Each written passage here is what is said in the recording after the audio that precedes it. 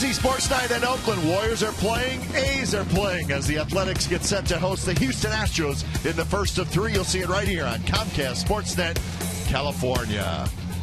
Hey again, everybody. Welcome to Oakland A's Baseball along with Ray Fosse. I'm Glenn Kuiper. The left-hander Tommy Milone's going to start tonight. He's won his first two starts. And, Ray, what we learned last year from Tommy Milone, at least, is he likes to pitch at home. A lot of success here at the Coliseum. I think a lot of pitchers like to pitch here because it is a very large stadium. So pitchers love it because of the foul territory. But Tommy Milone is an excellent pitcher. Remember his last start, he had a week in between starts. So it's an extra time. He's a finesse pitcher, a changeup artist. So he needs to be able to have the changeup working. That is something that he's done. As you can see there, the pitch is down. That's when it works the most effectively. And he also throws a good breaking ball to the left-handers. So he's got lefties handled, he has the righties handled, and it really doesn't matter because Tommy Milone is very cool on the mound. No matter who he is facing, he feels he can get them out.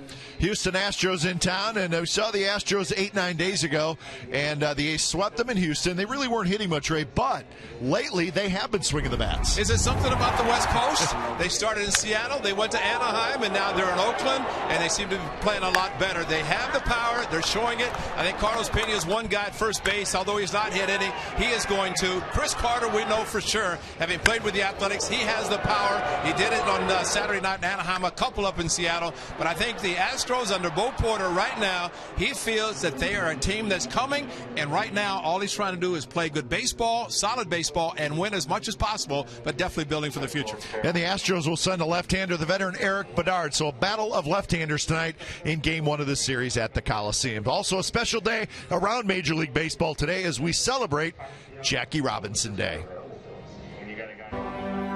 66 years ago today, Jackie Roosevelt Robinson valiantly changed history with one step. A transcendent athlete with an effortless smile that characterized his Hall of Fame career. Jackie Robinson's courage and tenacity encouraged the youth of a nation to persevere at any cost. Today, baseball and the Oakland Athletics honor the man whose trademark grace forever altered the course of American sports.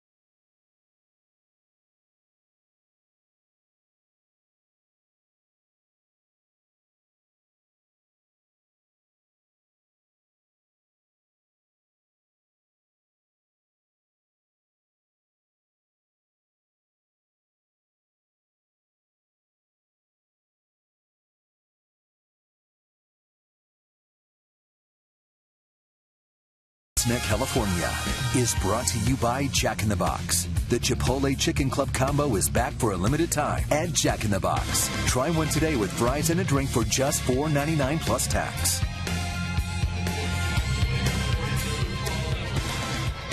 A's and the Astros tonight here at the O.co Coliseum. Tommy Malone will take the mound. A's in the all-whites tonight for game one of the three-game series. Game time weather is presented by the Santa Cruz Beach Boardwalk. The admission-free boardwalk is open this weekend, 55 degrees, but I think the number that jumps out at you is the wind, 25 miles per hour. It is cold, and it is windy tonight at the Coliseum. In fact, Ray, this may be as windy as I've felt it in I agree. 10 years I've been working up here with you. I agree. That's why we had heavy jackets. It's a breezy night. Here's the lineup for the Houston Astros. Altuve at second, Maxwell in center. Castro will catch. Chris Carter is the designated hitter. Then J.D. Martinez in left. Carlos Pena at first. Matt Dominguez at third. Ronnie Cedeno at short. Brandon Barnes is in right field. That's your Houston Astros starting lineup. Tommy Malone actually making his first start this season against Houston. However, he pitched against them as a member of the Washington Nationals, so he has a little bit of history there. Maybe not with so many of the players, but Tommy has a tendency to pitch better at the Coliseum. We'll see if that holds true tonight with the wind and everything, but that's going to have an effect on fly balls. And, of course, Tommy Malone, when he's on, can get a lot of ground ball outs. We'll see if he keeps the ball on the ground tonight. So there is the flags whipping around. Really windy all over the Bay Area today, so you should not be surprised that it's very windy tonight here at the Coliseum. Malone kicks, and the first pitch of the ball game is a strike down around the knees to Jose Altuve. First pitch. The A's did a great job against the Astros in Houston, and of course, as we detailed in the open, play much better on the road, especially on the West Coast, but a team that nobody can ever take lightly. And maybe Seattle did a little bit, got beat a couple of times. The Angels almost lost a couple, ended up winning 2 or 3 against Houston. 0-2 pitch to Altuve is high. Indeed, this is a 9-game trip for Houston, the final stop on that 9 games. Won 2 out of 3 in Seattle, lost 2 out of 3 in Anaheim. Overall, their record is 4-8. I think you said it best, Ray. We were talking about the Astros, and obviously they're a team that's going to lose a lot of games. It's a very tough division they're in. But it may be not who beats them, but who they beat. Because what if one team struggles with the Astros this year? And Altuve swings and misses, and that could cost you big time. So Altuve strikes out, and let's look at the defense for the A's. Michael Taylor gets a start. He's in left, Crisp in center, Young in right. Donaldson, Lowry, Perino, Moss around the infield third to first, with Norris doing the catching. You're right, Kev. The Astros and teams in the Western Division playing each other some 19 times. Josh Reddick with a left-hander gets the night off, so he gets to chew sunflower seeds and stay warm as possible on the bench tonight. Maxwell swings at the first pitch toward right field. Chris Young circling underneath it, and at the last minute he reaches for it to make the catch.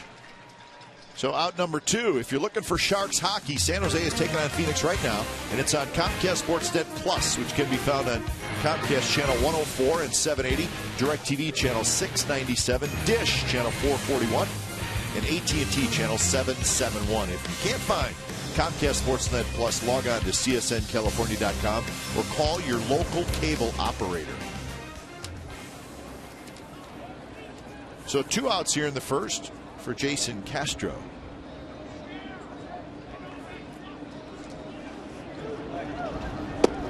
So I guess the point we're trying to make is, if you think about the division and you think about the A's and the Rangers and the Angels being 3 teams that most people feel are going to battle it out, doesn't mean the Mariners won't, but if one of those 3 teams doesn't take advantage completely of playing an Astros team that's going to lose a lot of games, that could cost that team in the end. Is it 19 times the teams play each other? Yeah. So 4 times in 19, that's the number of games the Astros will be playing against the other 4 teams in the division.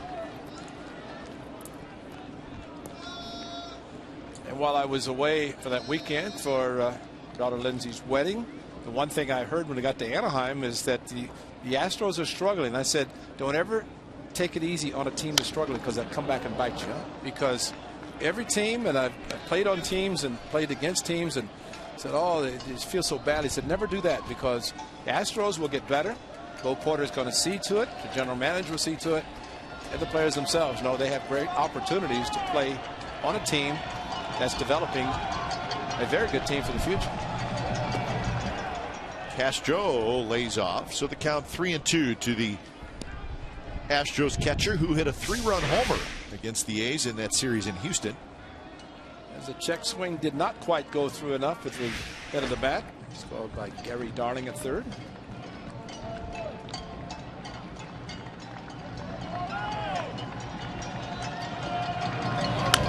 Pitch is hit hard. Nice play by Moss. He picked it. Steps on the bag. Side retired. So Brandon Moss, a very nice play to end the top of the first.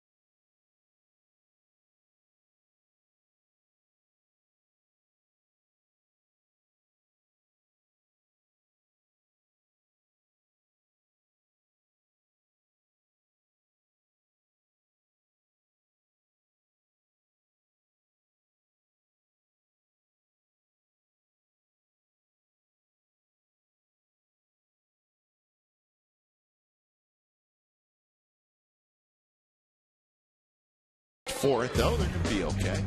Let's look at the Athletics lineup tonight. Chris Norris, that's Derek Norris hitting in the second spot. And Chris Young, Jed Lowry will clean it up. Donaldson, Moss, Fryman, Taylor, and Perino. And it's Eric Bedard. Good numbers against the Athletics throughout his career, pitching for the Orioles and Seattle, and he's bounced around a little bit, but he's lefty and quality pitcher with some good quality pitches. Last 5 starts he's made against the Athletics, he's picked up 4 wins.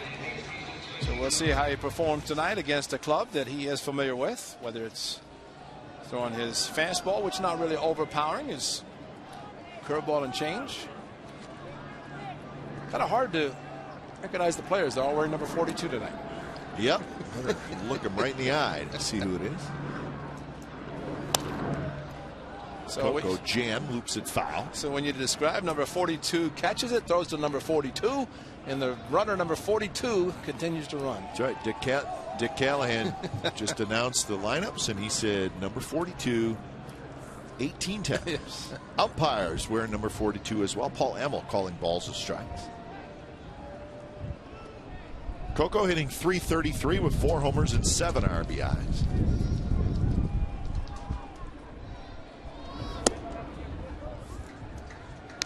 Do you have all your paperwork weighted down tonight? I have my arms in it, and when I have to bring out the rubber band for my scorebook, I know it's windy. I always like to see players, pitchers, whatever, when it's cold, see them without its sleeves. Like Bedard. Yeah, which is an indication that they can't pitch. In this case, Bedard with sleeves. Some players just get bound up a little bit too tightly, and some guys get ski masks. Right. Bruce Druckman says, forget that. I'm staying warm. 2-1 to Coco Crisp with Norris in the on-deck circle.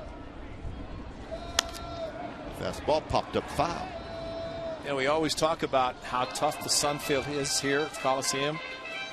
Beautiful afternoon, especially early in the season, left field, left side. Tonight, no sun, but the wind could be just as tough as the sun. And that's why every ball is hit in the air. We should see all players running hard on the bases. You just never know what's going to happen with the swirling winds.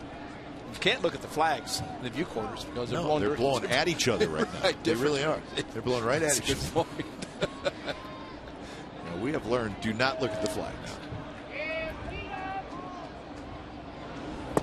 But I got to believe, Ray, that that wind tunnel that comes through that little breezeway in high above left center and high above right center, that could have an effect on the baseball, no doubt about it.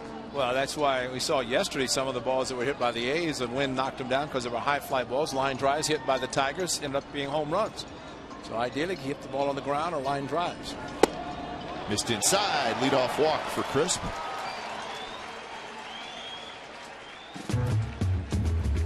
Here's the defense for the Astros. J.D. Martinez in left, Justin Maxwell in center, Brandon Barnes in right, Matt Dominguez, pretty good glove man at third, Ronnie Cedeno at short, Jose Altuve, the all-star last year at second, Carlos Pena at first with Jason Castro doing the catching. So Crisp aboard, and here's Derek Norris hitting in the 2 spot. How about that? Norris off to a very nice start offensively. 9 hits and 21 at bats with 4 RBIs. That's a .429 average. You think, Ray, that it's just simply Bob Melvin saying, I got some guys out of the lineup. Norris is a hot hitter, left-hander on the mound.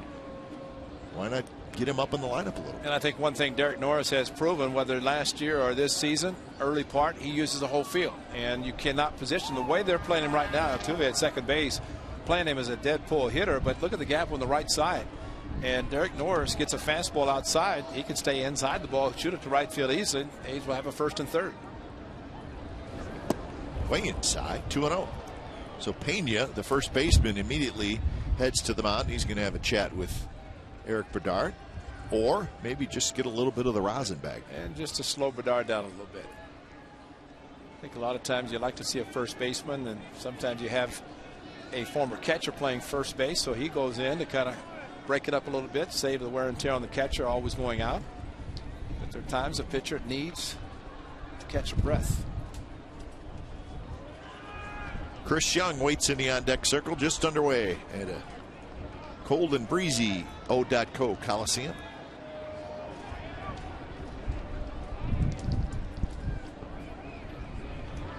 Coco's got 4 steals on the year. He's 4 for 5, but sat out with the right groin bothering him a little bit.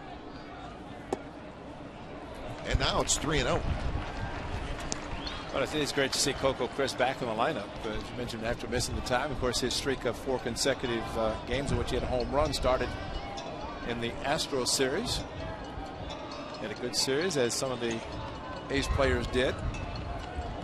And if it was a groin injury, which he doesn't like to talk about injuries, as he said, but always is going to affect the running. The player depends on his legs. So 3-1 to Norris. And I think Coco might be very proud to be wearing number 42 tonight. I bet he is. Happy to be back in the lineup. Jackie Robinson Day, 66 years ago today. Branch Rickey made history in signing Jackie Robinson. What makes it even a little bit more special this year is the movie that is out. Looking forward to seeing that. Have not seen it yet.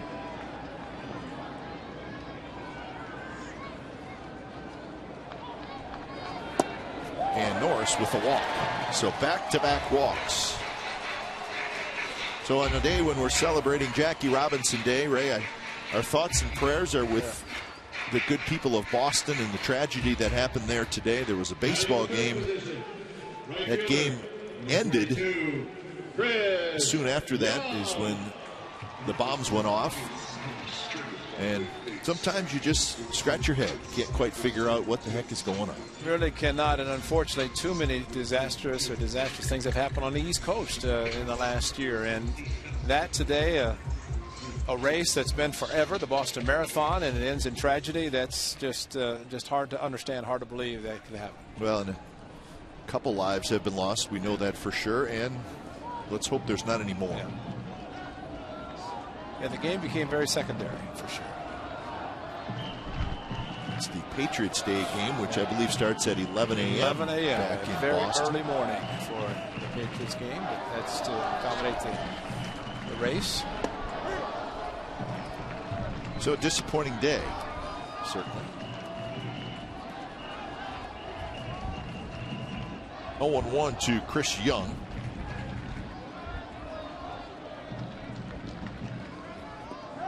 Derek Norris, a huge lead off first because Carlos Pena is playing Chris Young to pull, so Derek Norris can get a huge lead off first. I always like that because it enables the runner at first to do some damage at second in the event a ground ball is hit and the club tries to turn a double play. So Bedard having trouble finding the strike zone in the early going. For Bedard, it's his second start. He made one relief appearance. That was an opening night. He came in and he pitched very well out of the bullpen, and then he made a start after that. Doug Brocail, the pitching coach.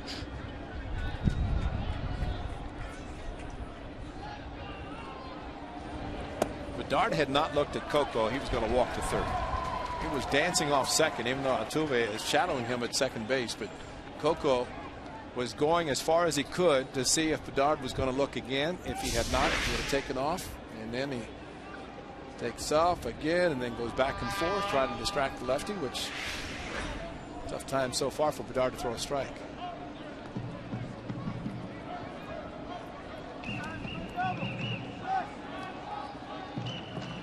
On deck is Jed Lowry. He's trying to jump ahead early in this one.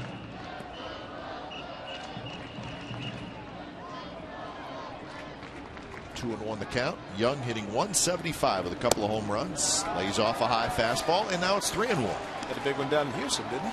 Yes, he did, and it was a long one. When you're trying to decide which advertising panel it went off of that are attached to the light tower, that usually means it was a long home run. Right now he has to zone in on a fastball in his location. Not close. Bedard has walked the bases loaded here in the bottom of the first.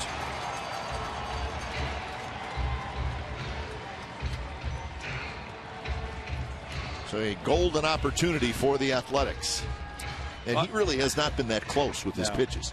And he's a veteran, which not much a pitching coach. Other players are there just mainly just trying to calm him down a little bit. But you know, the thing that Bedard has is an excellent changeup, and that can always work well, but he's not thrown that many so far. It's mostly fastballs that have been missed down and in. Tough at bat when you know a pitcher's having problem throwing strikes. You don't want to be overly anxious. Yeah, you don't want to swing at a ball. Exactly. And you know, you just hope you can zone in knowing he's having a tough time throwing strikes, but you don't want to help him.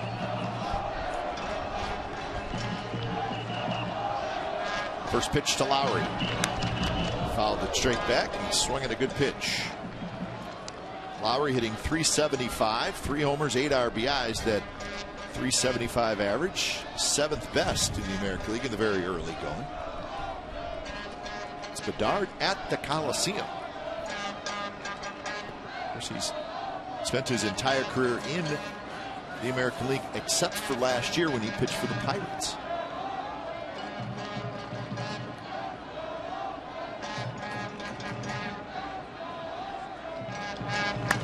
Lowry shoots one high and foul, right field side. And now it's 0-2. He's thrown 2 fastballs to Lowry, both of them right down the plate, both right around the midsection. First hitter that he's been ahead of the first 4 that he's faced. 18 pitches, 12 balls, 6 strikes. Crisp, Norris, Young are your runners. And that one dribbled right at home plate. Yeah, I've got a piece of Lowry's foot. I like the aggressiveness by Lowry, probably anticipating after a couple of pitches, fastballs in the strike zone, that he found back that he's going to get some sort of a wrinkle. He got the curveball.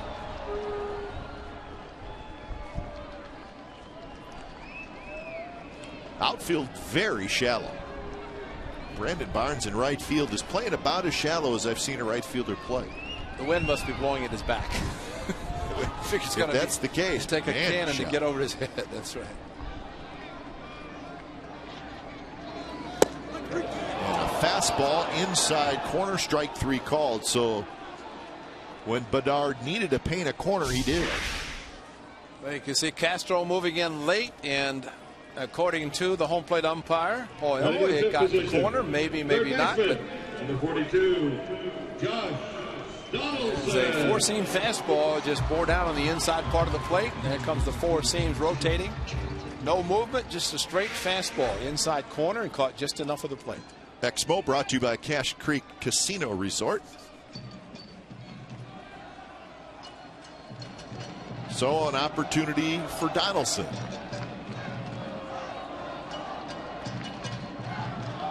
Donaldson's been swinging a hot bat after a little bit of a slow start. 260 the average up to. A couple of home runs and 7 RBIs.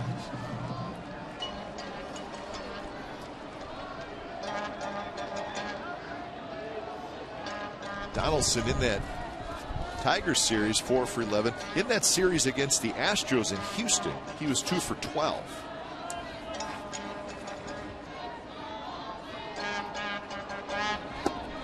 Inside again, and the count is 2-0. Had the big hit with the runner in scoring position, the ground ball base hit to right field. Just reach for it. Yeah. Great at bat. And that's what makes Josh Donaldson so good, using the whole field. And as we saw in the home run down the right field line on Friday night, he also had a double to right center.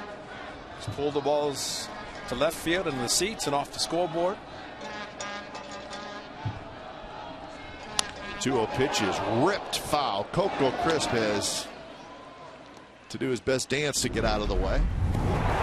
Game winner on Friday for Donaldson. Fastball running in. Fastball landed in the seats, and his first ever walk-off, and it was a home run.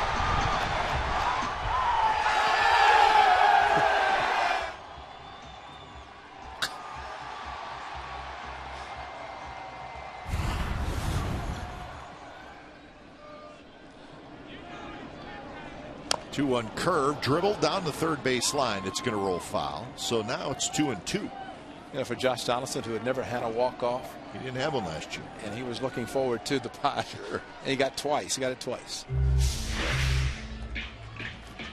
Well, a good swing, got the breaking ball, and Bedard knows that he cannot stay just with the fastball, even though he has the bases loaded. But the difference in this at-bat and that of Lowry's, Lowry fell behind 0-2, got a curveball. And Donaldson started the bat 2-0, got a fastball, but too aggressive and pulled it foul. So now it's in a protect mode. Moss will be next. And that one's popped up. Carlos Pena, a long run. He's not going to get to it. Neither is Brandon Barnes. So Donaldson's still alive.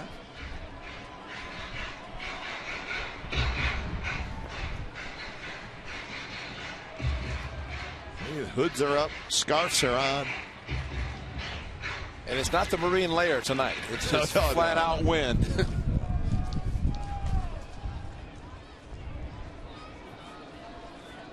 If my scorecard flies out of the booth, are you going to go get it for me? No, but I'll cover you. Right. I'll take over. We'll share your book. Because mine's batted down. It's not going anywhere. To the backstop. Here comes Coco Crisp, and the A's would take the lead 1-0.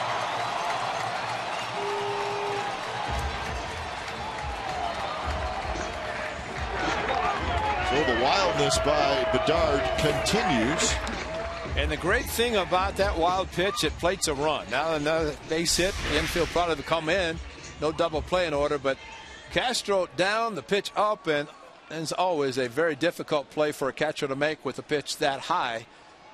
when you're concentrating on a pitch down, and so the infield will play back up the middle, at least at the corners, playing in. Pena even with the grass in the bag at first base. So the count 3-2.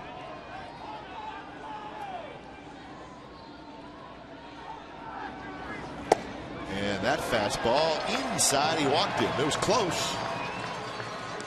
So Eric Bedard has walked 4 in the first inning. And the A's still looking for a big hit. Yeah. Just trying to get the hit, and bullpen activity, and there goes the ball down in the playing field. So play will be held up momentarily. And that's a manager and pitching coach just recognizing that a pitcher is struggling with all of his pitches.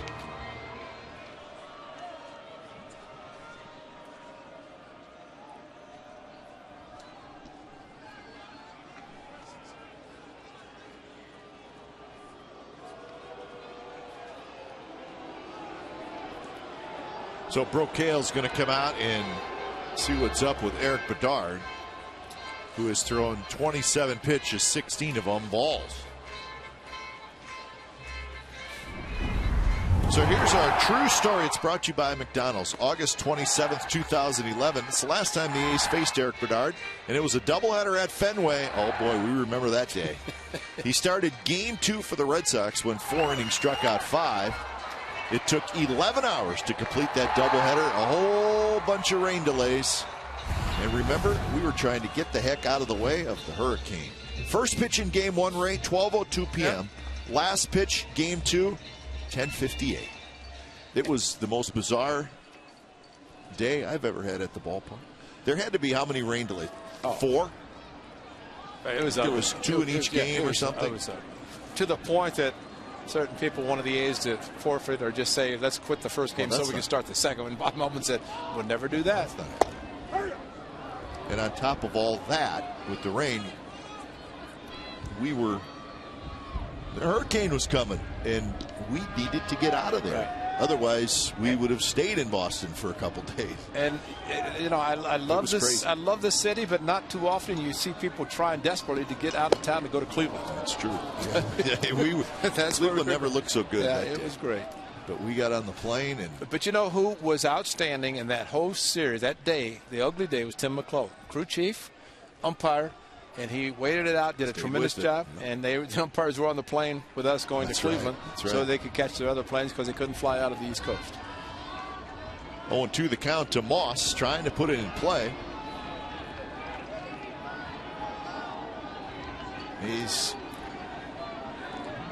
They need more than just the 1 out of this.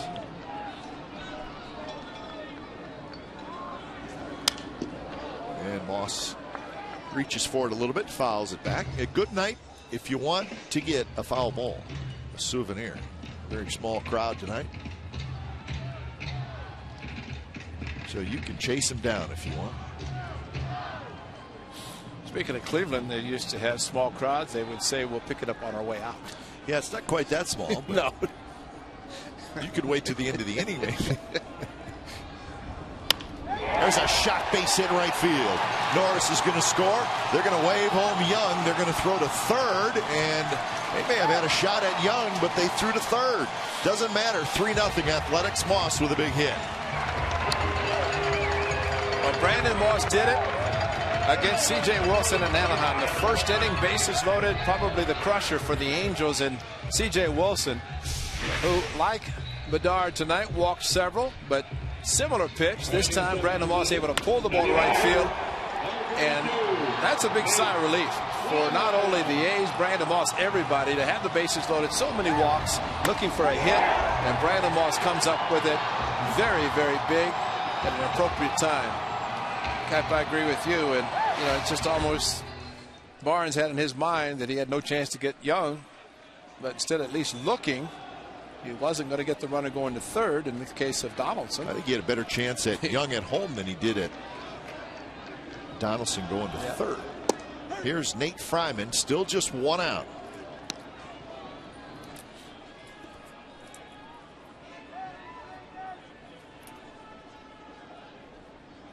Two for 13 so far this year for Fryman.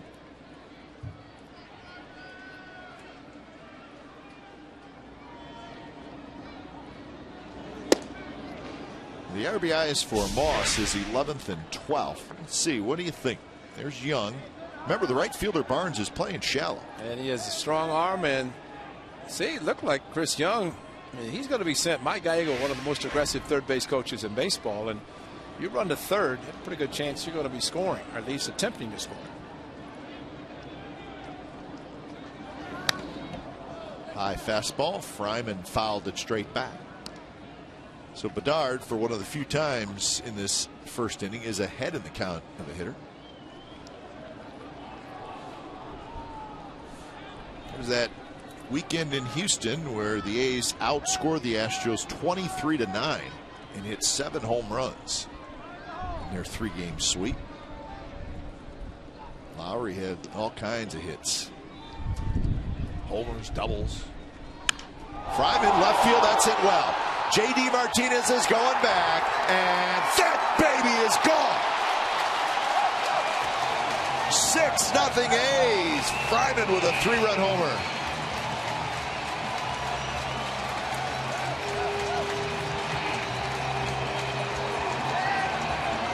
Now we got to get the baseball. I was going to say somebody's got the work cut out for them, and that is number 1 for Nate Fryman. It was a hanging curveball, and the big man crushed it. And boy, did that have to feel great. First, and somebody's got the baseball. Dick Callahan just mentioned it, and don't hold them ransom. Just get the ball back in to Nate Fryman through Steve Busnich will find it. So a disastrous start for Eric Bedard. He walked 4, and they all scored. Congratulations to Nate Fryman, first major league home run. When it's time for change, think Speedy Oil Change and Tune-Up. Your oil change, tune-up, and smog experts.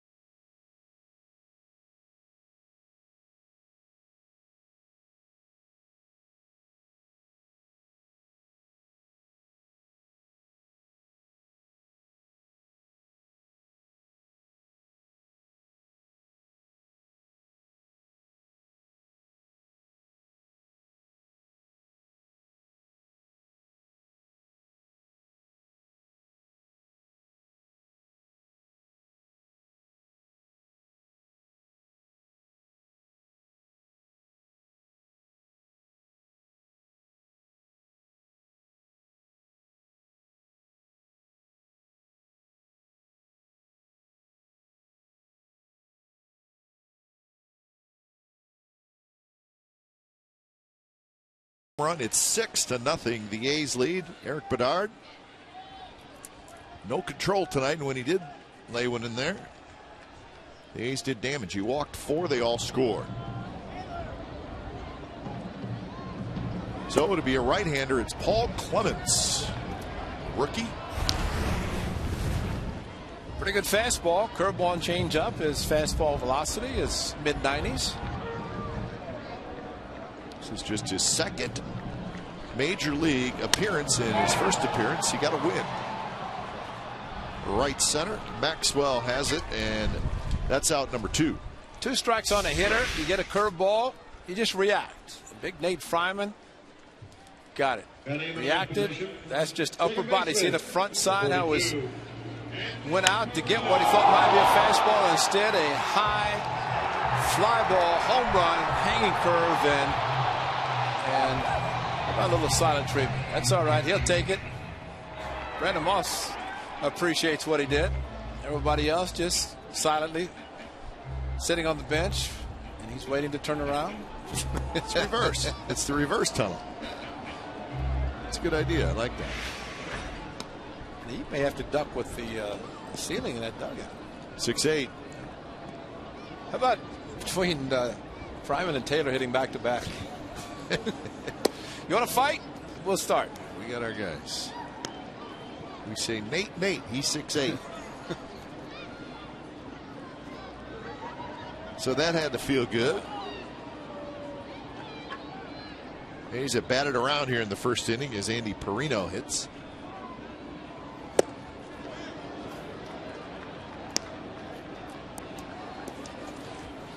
But Tommy Malone likes pitching at the Coliseum. He loves it even more when he has a 6-0 lead in the first inning after retiring the Astros 1-2-3.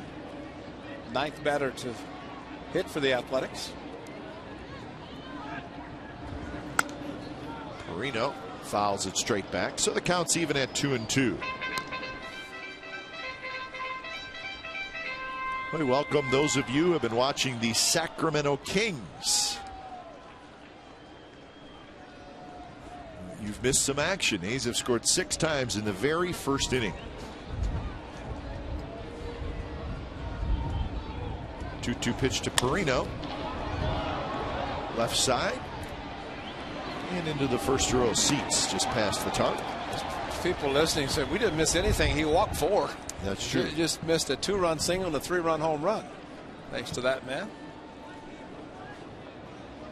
So the A's can breathe a little easier knowing that they received all the walks and all 4 scored. 3-2 now to Perino, who is 1 for 12 so far this year.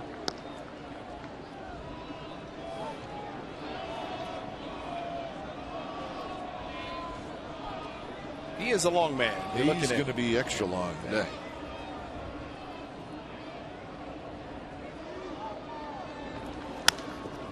Another foul ball. I guess that would be a manager's nightmare, huh? Starter gets knocked out in the first inning. Nice play by that gentleman, and somehow he ended up with 2 baseballs. That's pretty good. He then reached in and pulled out another one.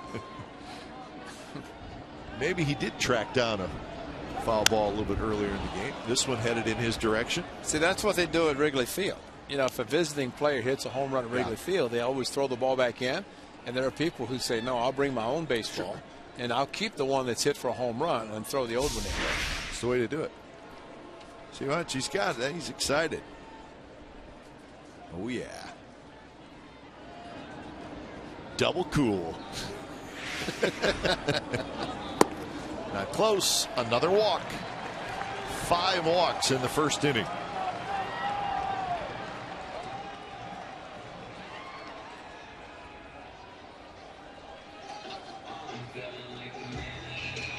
So the 10th man to hit is Coco Crisp. 10th man in this inning.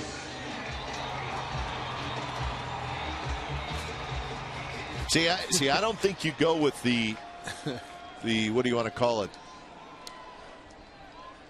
Face cover, high turtleneck. I think it's too early to go with that because now he's getting colder. He's pulling it up another higher. One? He's pulling it up higher. Do you have a thicker one? Just covering his entire head.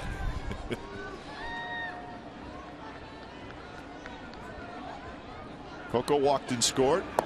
Curveball low.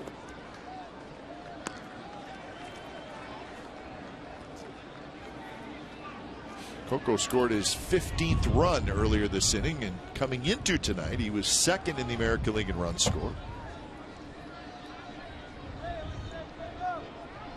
And with the way the A's have been scoring runs, Coco right in the middle of a lot of those scoring rallies. Carlos Pena to the mound again. That's the 3rd time he's gone to the rosin bag.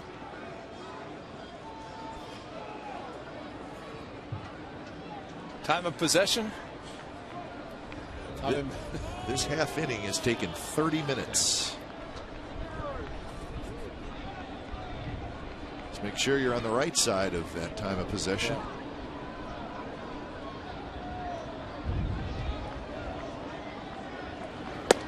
Yeah. 3-0. What's the record for walks in an inning? Saw a record for wild pitches in an inning yesterday in Chicago. A little cold there, though, wasn't it? It's cold here. Probably why Carlos keeps going for the rosin. He has no feeling in his fingers. Trying to get some stickum on it. See guys pulling pine tar rags out of their bag pocket pretty soon. Carlos, the veteran, was an Oakland A for a while before he was traded to Detroit. Texas Ranger, acquired by the A's. Yeah, that's what you see, a lot of standing around by infielders and freezing. Coco rips one foul. I guess, what does they say, 55 degrees at game time? It feels a little bit colder than that, very windy, but I guess we shouldn't say a whole lot. Some of the weather that games have been played in the last week or so around Major League Baseball. I don't think anybody's going to feel sorry for us. Nope. I really don't. The only thing the Astros might be saying, this is the West Coast. That's true. Probably pretty nice in Anaheim, as it's usually, even in the evenings, drop the temperature a little bit, but it's comfortable. But when you have this kind of a wind, I don't care where you are, wind is probably, players just like wind the most. They take the rain, they take cold, but they don't like the wind because it just blows too much in your face and your eyes. Remember Big Mac, Mark McGuire had contacts, it was constant squint. Sure. You know, just blowing in his eyes, he couldn't see.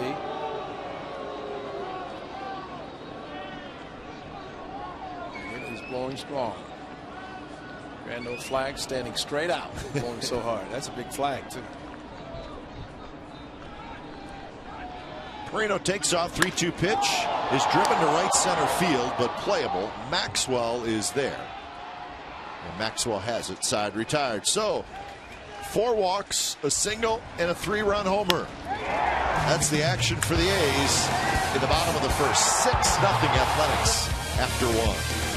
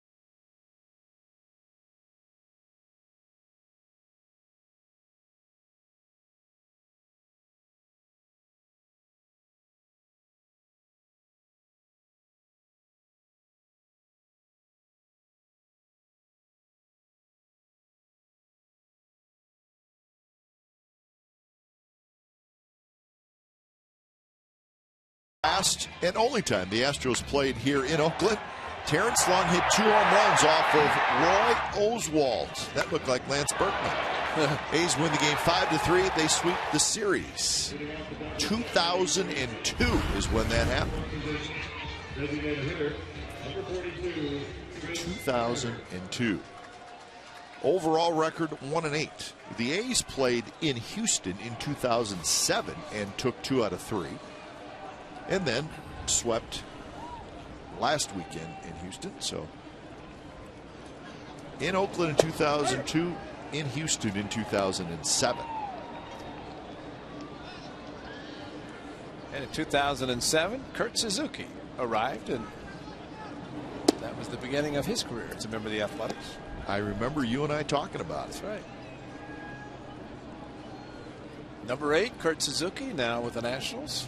Tommy Malone, recipient of the A's for one Kurt Suzuki. There's a changeup. Just saw the big Chris Carter, and Carter DH tonight has been playing left field. Did a pretty good job for the Astros in left. Played first base for the A's last year. Still big, still strong. He was really struggling, Gray, when we saw him in Houston, but right after Astros went on their trip, he started to hit. Yeah, that one's right there, strike 3 call. So second strikeout for Malone.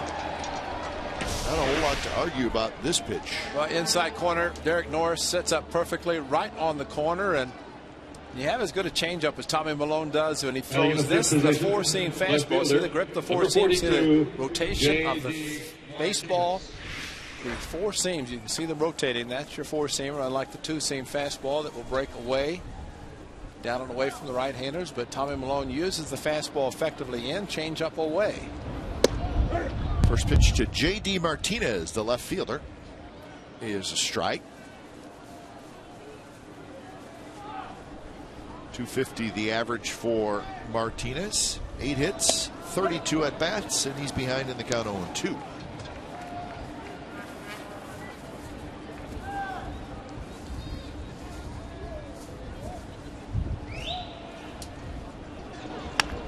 And he cues that one. Moss ranging far to his right, and he throws to that is, I think, the furthest I've ever seen a first baseman go. And Tommy Malone said, right. "What are you doing? You're making me have to cover first base on a ball that's directly to the second baseman." Watch the range on Brandon Moss. That ball is going to go right there, and he's going to be there waiting for it. And it looked like Perino was going to cover first. I thought maybe Lowry was going to make the play at the shortstop. Look at Perino. He's hustling over just in case he has to cover. Tommy, you know, you're taught as a pitcher, hey, ball hit the right side, you automatically go to first. But it's a little bit. Well, I think we saw last year Derek Barton one time arranged halfway to second base. So 0-1 to Carlos Pena.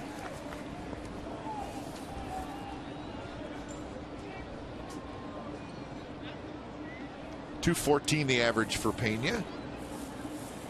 I remember Barton occasionally doing it. I don't think it was quite to that extent, but we laughed because the play was made, and that's the most important. Well, and it's not too laughable because in Texas a couple of years ago when Andrew Bailey was closing for the A's, Elvis Andrus hit a ground ball that should have been handled by the second baseman. Cost the A's a game. Next pitch to Josh Hamilton, 2-run walk-off home run. Right. That's right. And so, and Mike Gallego, and I'm sure we'll talk to Brandon Moss as he did in the last series. Communication, nowhere. Here's a shift for Carter. That's serious. Yeah, that's Perino, the second baseman in right field.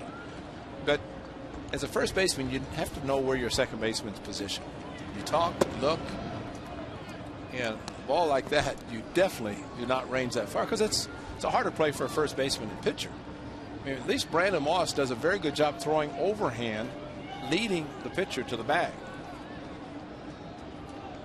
But Gags will have a conversation, I'm sure, with Brandon Moss and tell him that Perino is very capable of playing second base and let him handle it. He's a good second baseman. Pena strikes out. He's jawing a little bit with Paul Emmel. Doesn't matter. It's a strikeout, and Malone has 3 Ks so far. 6-0 A's.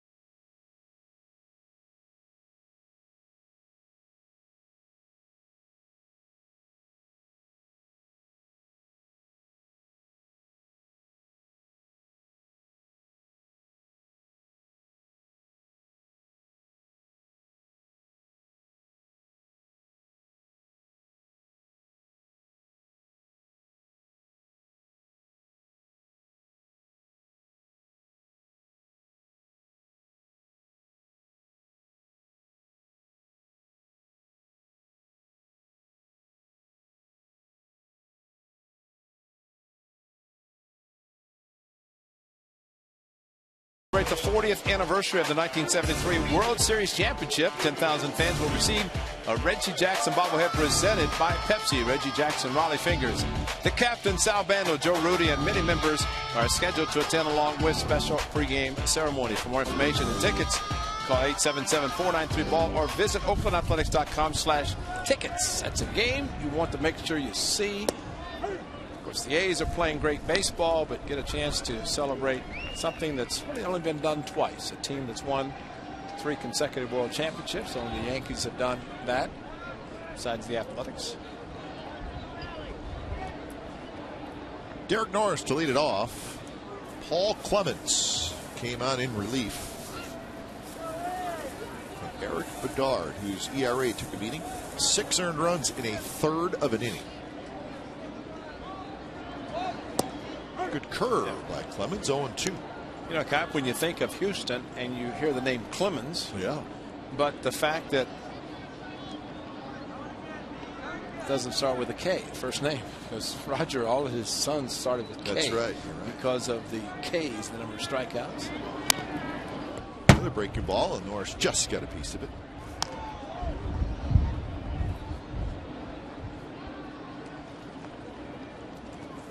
Was the giveaway on Saturday, the Gold Glove, foam Gold Glove, we'll call it.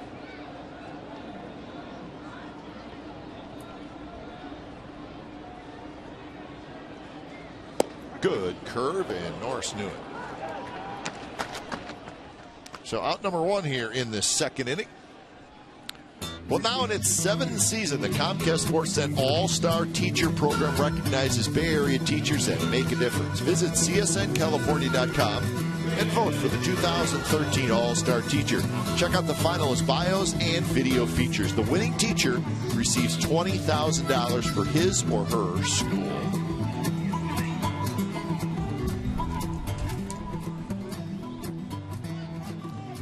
Started to get a little bit chilly down in the dugout. Tighten up the hoodie. Fastball for a strike to Chris Young. Chris Young walked and scored in the first. Bedard walked the first 3 hitters. Lowry struck out. Donaldson walked. Moss a 2-run single. Fryman a 3-run homer. That's how Coco Chris scored on a wild pitch. That's how the A's scored their 6 runs. The wind take that. Yeah, it's blowing it big time toward right field. So the outfielders, well, and the infielders, everybody's going to have to really stay with it tonight. They always teach infielders, outfielders, anybody catching a fly ball to use 2 hands. Tonight is the type of night with the wind blowing that you always want to use 2 hands. Get your feet under the fly ball and corral it in the glove with 2 hands. Here's Lowry, who struck out looking in the first inning. Had a chance with the bases loaded, nobody out. But Bedard, who did not make a whole lot of good pitches in that first inning, did make a good one to Lowry to get him. The former Astro had to feel a little bit upset about that, don't you think? Yeah. With bases loaded and walks, and Bedard makes his best pitch.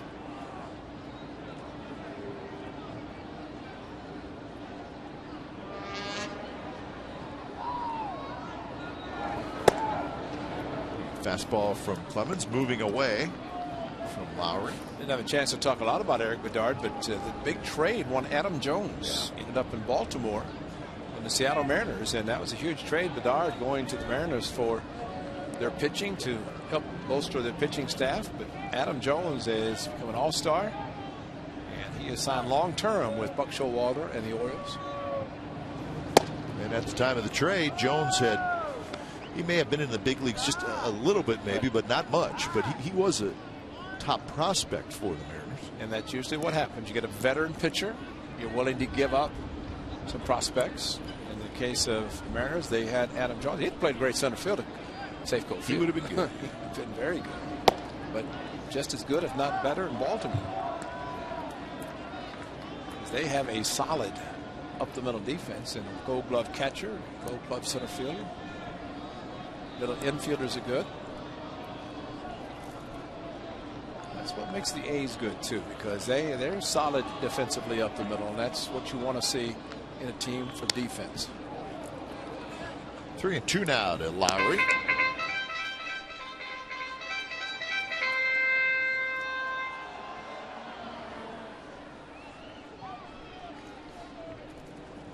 Man will be smiling maybe after the 27th out. Yeah, but he's got a big lead, but he knows it's early, and just try to keep adding on and try to play defense and get good solid pitching, which Tommy Malone's retired the first 6.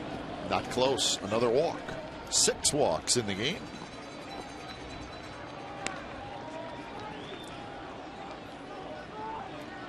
I want those gloves. Whoever that is,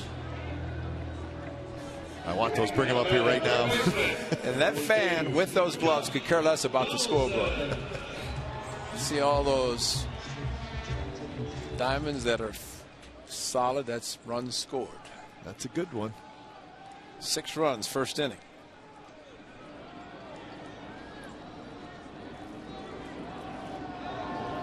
See, that's another thing that makes baseball great. It's not that other sports aren't great. Do you keep scoring basketball? No. Do you keep scoring football? No. You keep scoring hockey? Can't pronounce the names. There you go. How can you keep scoring? But you keep scoring a ball game. Oh, yeah.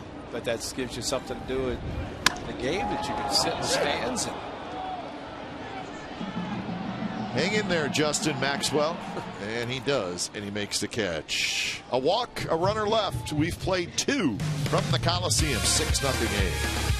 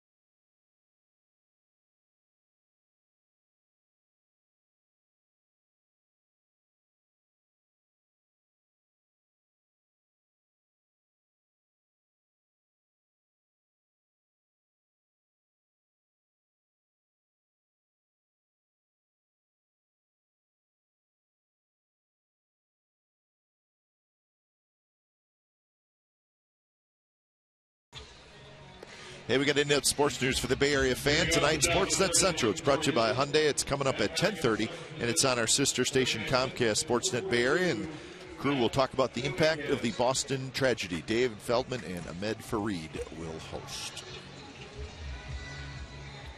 Here at the Coliseum, all A's so far with a 6-0 lead. All 6 runs coming in the very first inning. Tommy Malone has retired the first 6 that he has faced, so he's been sharp early. 3 strikeouts as he faces Matt Dominguez. And first pitch fastball for a strike. And Tommy Malone's faced 7 batters, 7 first pitch strikes, and when you have the lead, you want to pound strikes in the zone. He's doing that, but using both sides of the plate. Right now, it seems the inside part of the plate is working very effective for Tommy. Dominguez, 10 hits, 40 at-bats to start the season. 3 doubles. Does not have a home run. He'll be followed by Ronnie Cedeno and Brandon Barnes.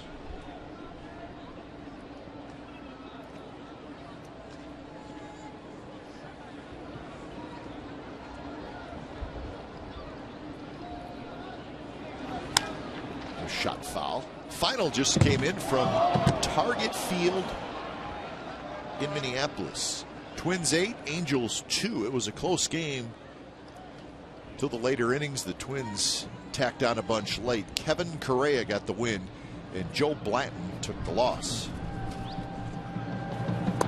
Tough outing for Big Joe. Yep. Change up and a good one. That's 4 strikeouts for Tommy Milone. Well, after the 2-1 fastball that was pulled foul by Dominguez, how about this off speed and just got him way out in front, pulled the string beautifully. Tommy, and it just shows the great changeup.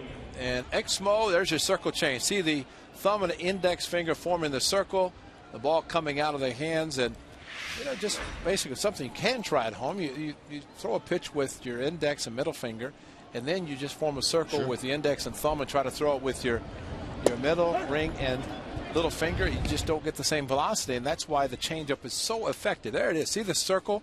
It's that's what they call the circle change right there with the thumb and the index finger. When you throw the ball, just like a fastball, but with 3 fingers, you don't get as much on it. But it looks like a fastball coming out of the pitcher's hand. And that's why you fool so many hitters. Somebody said the more fingers you put on the baseball, the slower the baseball will be as far as miles per hour. And it makes perfect sense. And really, they have such a thing as a palm ball. You just put the ball in your hand, and you got 4 fingers in the palm. In. Yeah, if you can throw it. That's one to try to perfect. That's a 2-seam fastball. Well, actually, that's a different type of changeup. My apologies. That's a weird pitch, but it works. That one's going to drop into center or into right field. Christian grabs it. So Ronnie Cedeno has the first hit for the Astros. It's funny that Delaire says that's what Tommy Milone calls his changeup, but that does not look like the type of changeup that he's throwing tonight as far as the circle change. There's a good changeup, but he left it up, and that's the difference. The one to Cedeno and the one to Dominguez that was down almost in the dirt. But when you leave the pitch up, a hitter can be fooled and still have enough back with a swing. So here's Brandon Barnes hitting in the 9th spot. Cedeno not going anywhere. He's got a short lead. First pitch swinging. Right field line. Young in fair territory makes the catch. So Barnes goes after the first pitch. Fly ball to right. 2 outs.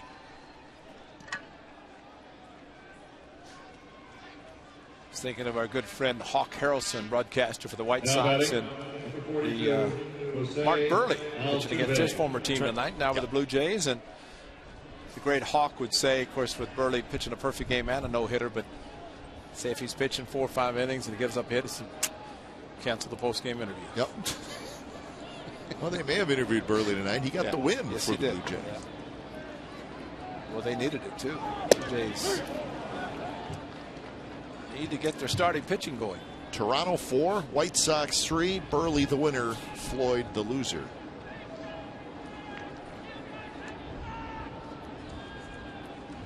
Ten of 10 first pitch strikes.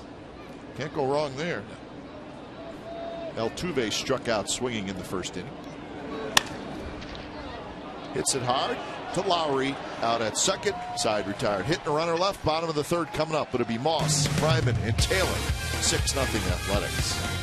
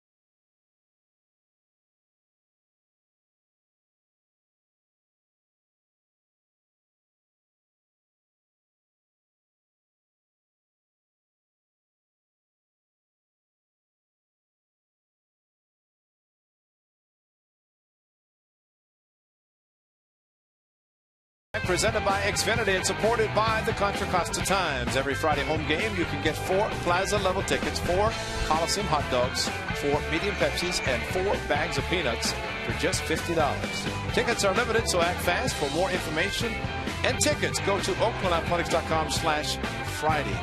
That's a great deal. Tickets, dogs, Pepsis, bags of peanuts, and Baltimore Orioles will be in town for the weekend of the 26th. And the A's return home. That's a Friday night for the Friday night pack. Plaza level seats are good here. Yeah. Okay, they're very good seats. Not a bad seat in the house, really. Ours are the best. Yeah, we got good seats. Except for the wind blowing in. Grady's bundled like it's football weather. Grady looks like the wise old fisherman. That's a great one. Yeah. That's perfect. Our great stage manager, Grady Lever, who's been doing this a long time. So he knows all about there that. There he is. Look at it, the wise old fisherman. Grady's growing that beard to stay warm, especially with the cold air coming in from the North Pole. About everybody's wearing 42 tonight. It's about the temperature right now, I think. That's right.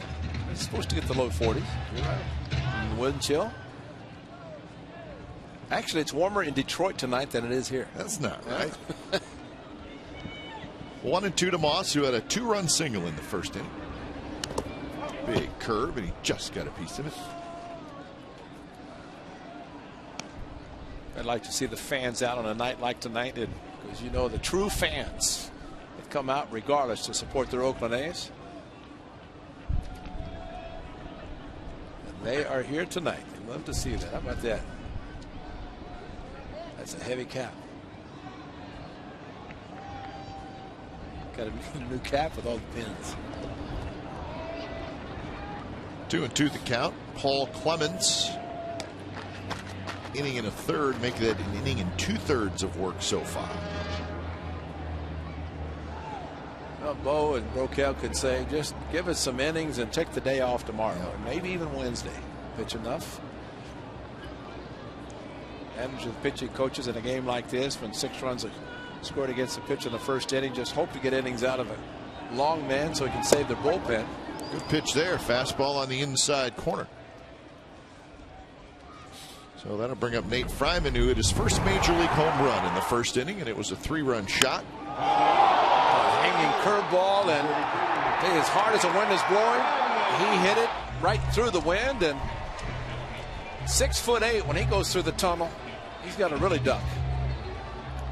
But I would hope by now Steve Vucinich, the A's clubhouse manager, the historian, will have retrieved the baseball, and that fan, you know, it's embarrassing when you hit your first major league home run and you get the baseball, and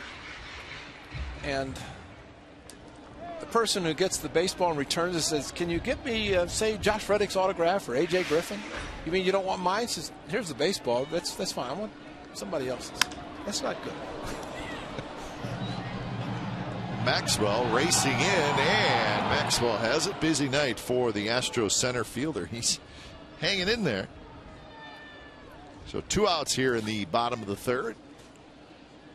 Actually, it's a night where you may want to be running around a little bit. Yeah. Left fielder, number 42. That's why the first inning was so tough on everybody for the Astros, because they're standing around with all the walks.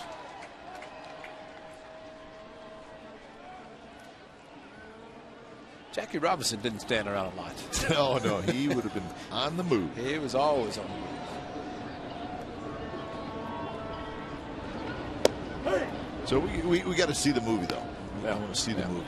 You know, it's supposed to be very good. Yeah. It'll be fun to watch. I was reading some of the stories about it. Evidently, Matt Kemp of the Dodgers got a bunch of the people, executives, and spring training. They went to theater, and everybody in the group watched. And, you know, Don Mattingly said it was great to see it on the big screen. Yeah. You know, it kind of really shows and emphasizes everything. But evidently, there was a big group of players and personnel from the Dodgers that went. They're having a big. They had prior to tonight's game in Los Angeles, a big ceremony. Yep. Look at the pitch here. And an ends up dropping in between 3 players, and quite frankly, the best effort was made by the pitcher, Paul Clemens. He came running over, but then he didn't really make an effort to catch it. And he overran it a little bit, the wind blowing, and great job of hustling because the catcher, Castro, didn't see it. And then somebody must have yelled. Carlos Pena, the veteran first baseman, came down, but he said, "You're going to run that hard, I'm going to let you catch it." He just backed off. So somebody must have yelled something down at diamond level. They might have said, "I got it, I got it." And there are times that a player will hear that and back off, as Clemens did. Must have heard something because he hustled to get there. So Taylor gets a second chance, rips one toward right center. What a catch by Justin Maxwell.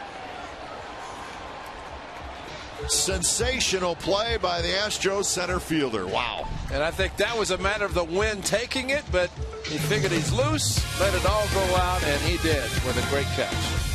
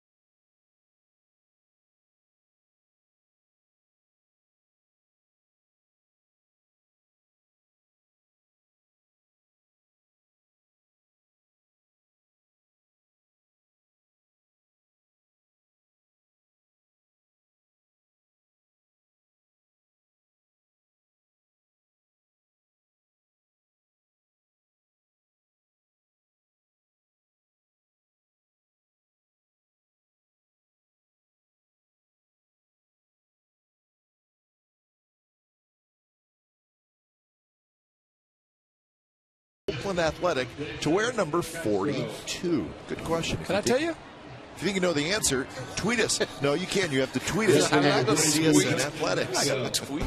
Come on. You can't tweet. Sure you can't. What a beautiful shot there at the Coliseum. No tweet.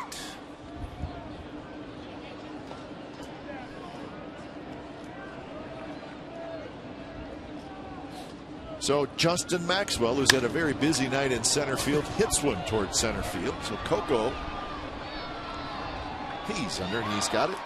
Out number 1, and let's check in with the Sharks. Scott Reese is standing by in the studio. Scott, what do you got? Now batting, number 42, Jason Castro.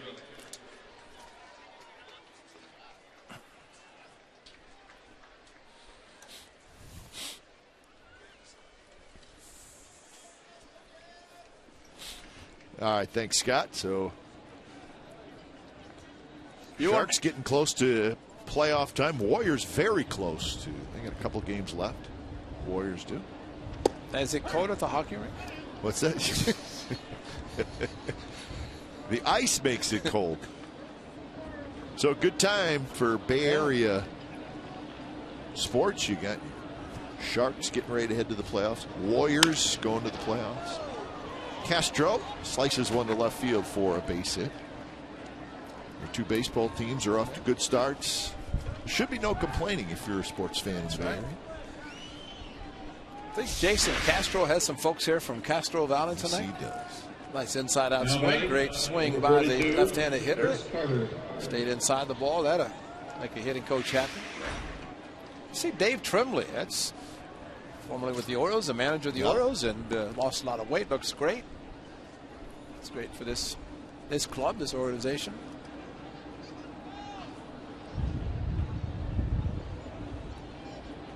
First pitch to Carter, just a touch low. First batter that does not have a first pitch strike. See who their bullpen coach is? Dennis Martinez. El Perfecto. He was throwing BP in Houston. I was like, that's pretty cool. Dennis Martinez. That's right. Bud Norris, Novato. Brett Wallace, Marin City. Chris Carter, Jason Castro. So Bud Norris's family from Novato came down. They were down on the field, his mother and father. And Mr. Norris said it's always very nice to come to the Coliseum instead of having to go all the way to Houston. I would say, yeah. Wallace was with the A's for what, 10 minutes? It's about too long. Good left-handed hitter.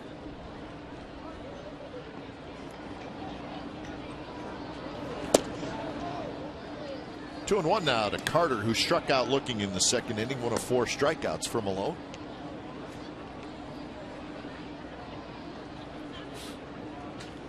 Carter DHing tonight, but playing a lot of left field.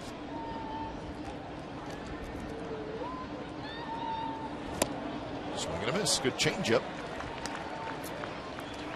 Such an effective pitch for Tommy Malone, the hitter, and still talking to Alan Ashby, the Houston broadcast team, and as a former catcher, he said, Ash, you like Tommy Malone because as a catcher you like to see a pitcher fall behind so you can call a changeup, pull a string, which Tommy does very effectively.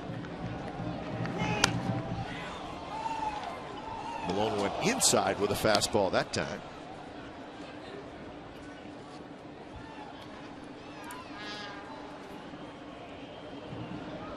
Good look at Jason Castro, college at Stanford.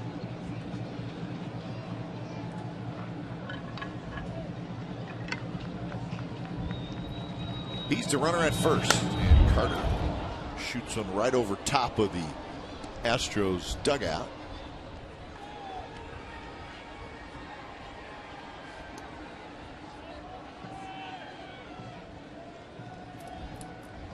So pitch number 47 coming up for Tommy Malone, looking for his 3rd win of the year.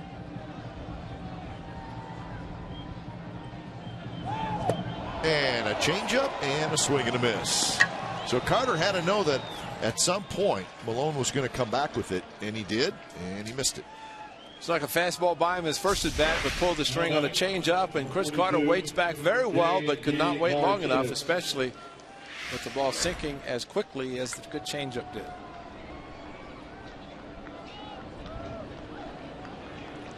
Two outs for J.D. Martinez.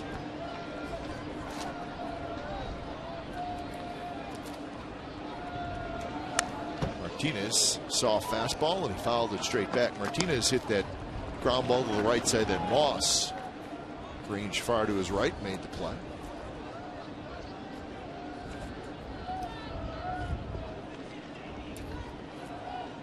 Just a couple of hits in the game for the Astros so far. Single by Cedeno in the 3rd, and the Castro single here in the 4th.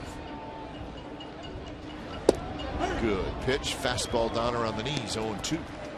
Tommy Malone makes it very easy for the home plate umpire, Paul. You get an umpire who sees his pitcher throwing strikes consistently, working both sides of the plate. Catfish Hunter used to pitch. The umpire would say, this is going to be a fun night. 1 hour and 30 minutes. And it throws strikes. Umpire knew it. Not afraid to call. It's amazing how some guys can make it look so easy, and some guys can make it look so hard.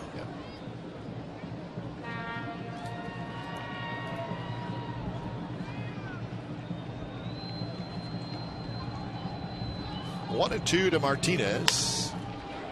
Shallow center. Coco coming in, and he's not going to get it. Castro's going to go around toward 3rd. So J.D. Martinez bloops one into shallow center for a hit. And we've seen Coco. He likes to play very deep. But he could not come up with that one. There's the changeup, and that's off the end of the bat, and you get the big swing No stride by the right-hander. And Coco, just a slight hesitation because outfielders will watch the swing of a hitter. They see the big swing, and they'll have a tendency to stay back a little bit.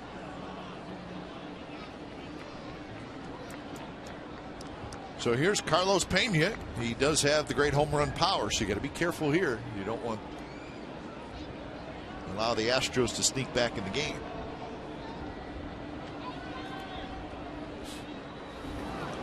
First pitch, and Pena had a very good swing.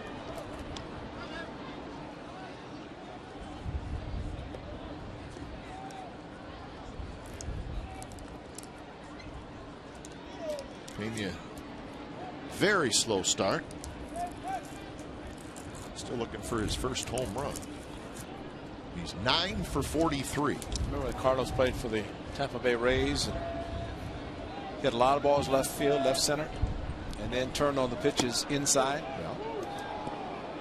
Convinced him to stay on the ball a little bit more, not pull so much, because that way you don't have to worry about the shift, which most clubs using right now with Perino in the outfield.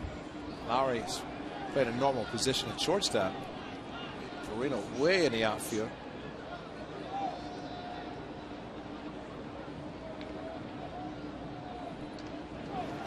Remember, Pena went back to Tampa Bay last year. He had the 4 seasons in Tampa, and then 1 year with the Cubs, and then back to the Rays last year. But he hit just 197, 19 home runs. Or Hindu's number 42. That's right.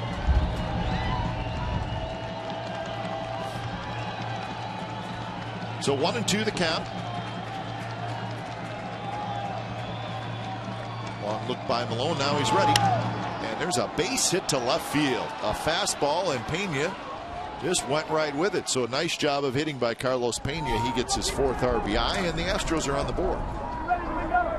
Now that was excellent hitting, and they figured he was going to try to pull the ball, but Carlos, a very good hitter, and perhaps remembering his days in Florida where he did that a lot. It put the shift, and that's just a solid base hit. So in this inning, coming up with the hits with a couple of outs. And here's Matt Dominguez.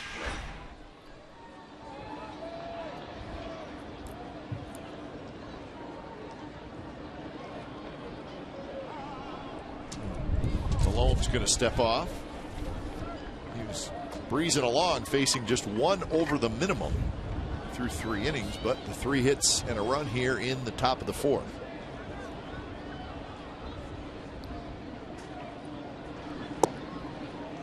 Slider drops low to Dominguez, who struck out swinging in the 3rd inning.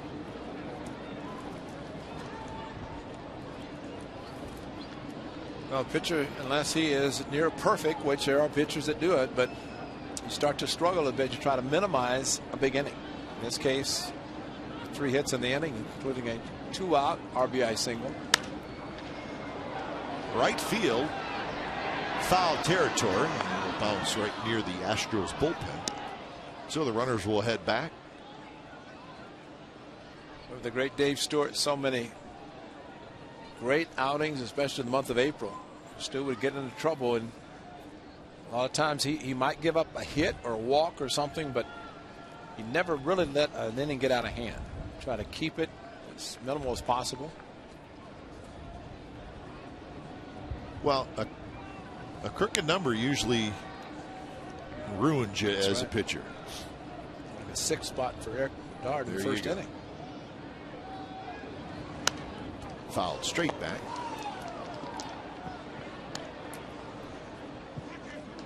Thought that's why Greg Maddux and Tom Glavine and John Smoltz, 3 great starters for the Atlanta Braves, when they got a rookie pitcher, they take him out on the golf course. That's right. And they were great golfers, but they used the golf course for course management, similar to what you do when you're pitching. Try to manage a game. Yep, manage going through the lineup a couple times. And try to minimize big innings, maximize the efforts, and Malone came back nicely. Indeed, Dominguez strikes out for the 2nd time. A run on 3 hits for the Astros. We head to the bottom of the fourth. Perino, Crisp, and Norris to hit for the A's.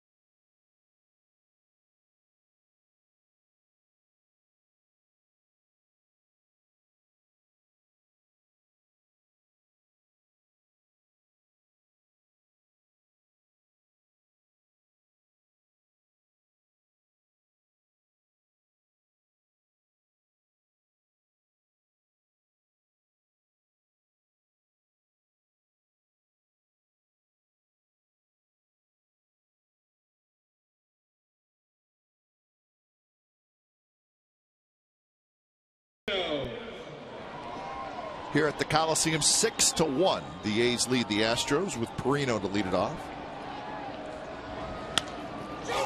Swings at the first pitch, pops it up. Dominguez makes the catch near home plate. He had to come a long way, and I think the ball was blown away from him. Paul Clemens, check it out. He's in charge, man. That's what a pitcher should do. Be the captain.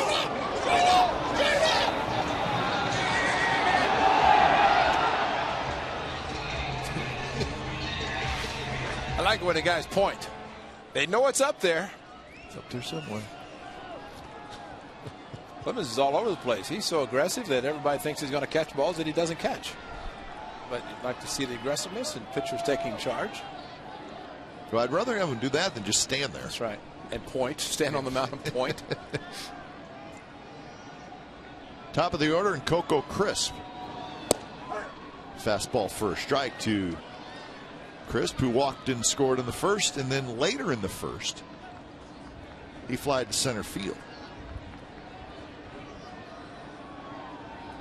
A's have only 2 hits in the game, but the walks have been the story.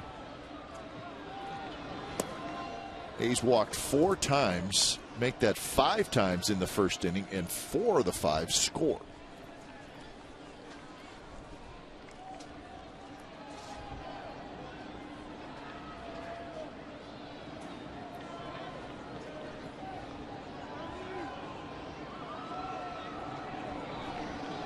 .46 pitches out of the bullpen for Paul Clemens.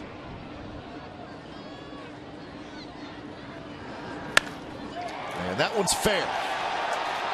It's headed for the corner, but it bounces off the side wall, and Coco is going to stop at second base. If it gets down in that corner, it's going to be a triple for Coco Crisp, but it hit the side wall just past the bullpen. Well, great hustle by Coco Crisp, thinking 3, but heard the crowd, and they kind of oohed and out a little bit, but got the change up, and they flat-footed Coco with the upper body strength to the swing. He might have been able to see it, carry him off the sidewall, and at that point realized there's only going to be a double. Otherwise, as he's heading to second base, did he see it there? But once he gets, I see he looked at Mike Gallego, that's when Gallego shut him down. So he evidently did not see the ball carry him off the wall. because as good a base runner as he is, if it had gone down in the corner and he'd been on his own. But the whole idea of a runner is to pick up the third base coach, because he can see what is happening in front, and then see him slow you down or stop you, they do it. Well, he did it just about perfect. Yeah. Coco, and you see guys on balls like that where they look over their right shoulder. Yeah. So they want to see where the ball is, but that's hard to do. Well, it slows you down, yeah, and it's hard to pick up the ball. You're running, your head's bobbing. All you have to do, and Coco did it perfectly. Like you said, he's halfway to second base. Just looked to his left, saw Mike Geiger shut him down, and he did. 2 outs here in the bottom of the fourth. During every home game this season, the A's are selling authentic game-used memorabilia behind Section 121 at the Coliseum. Items include game-used jerseys, helmets, bats, bases, lineup cards, and more. All items are authenticated under the MLB Authentication Program. A portion of the proceeds will benefit the Oakland A's Community Fund. Greg Farrell, very involved in that. Steve Vucinich, the A's clubhouse equipment manager. Items of broken bats and different items, and they put them up for auction, so it's always a good sign, good sight to see. Plus, you go to behind 121, you could stay warm tonight.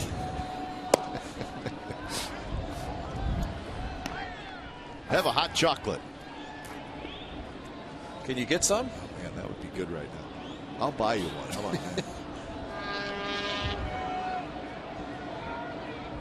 But if Jack was here, he'd probably still have a snow cone. Yeah, he probably would. Yeah, and then he would say, "I'm not cold. I'm not cold." 1-1 to Chris Young. Walked and scored in the first. Hit a fly ball to center field in the second for Young, playing right field. Josh Reddick getting the night off. Nothing wrong with him. He's been struggling. I think Bob Melvin just said, "You know what? A lefty starting, even though the lefty's not in there anymore."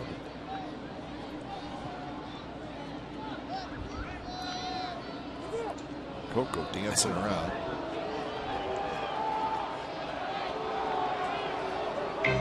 Remember when Ricky Henderson was with the A's? And Ricky would do exactly what Coco. Eric Plunk was pitching for the A's. Ricky would be in the New York, or they would trade it for each other. Plunky would just say, "I can't throw the plate because if I throw home, they're just going to steal third." And he just, Ricky keep dancing and dancing. "Throw the ball, please." Yep. Unless he steals home, you still have a chance to get out of the inning. That's right.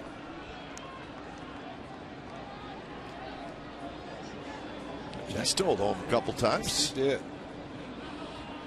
Always dancing off the bases, and I think some of the guys, you see the good base stealers, will do that, try to distract the pitcher, and a lot of times it can distract you so much you can't throw a strike, which helps the hitter. He tries to rush it, does not get as much on his throw, his pitch.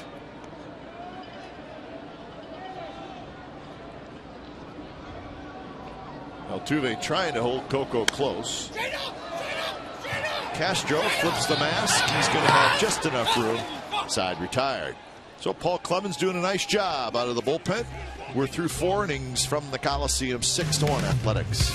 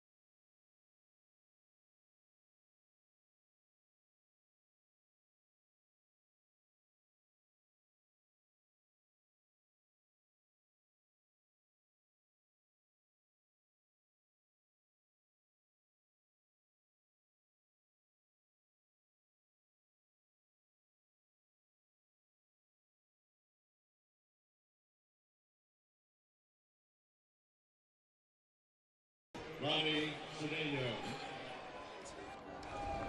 So lighten the lamp in Phoenix. How about that? Light the lamp. I think that's a good. That's a good, solid hockey term. Lighten the lamp.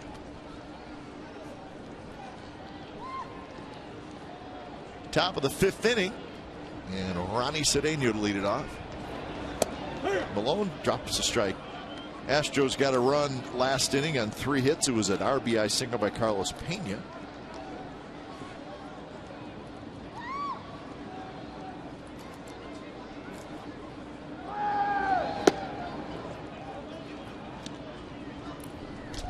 Cedeno had a base hit in the 3rd inning. In fact, his hit was the first hit that Malone allowed.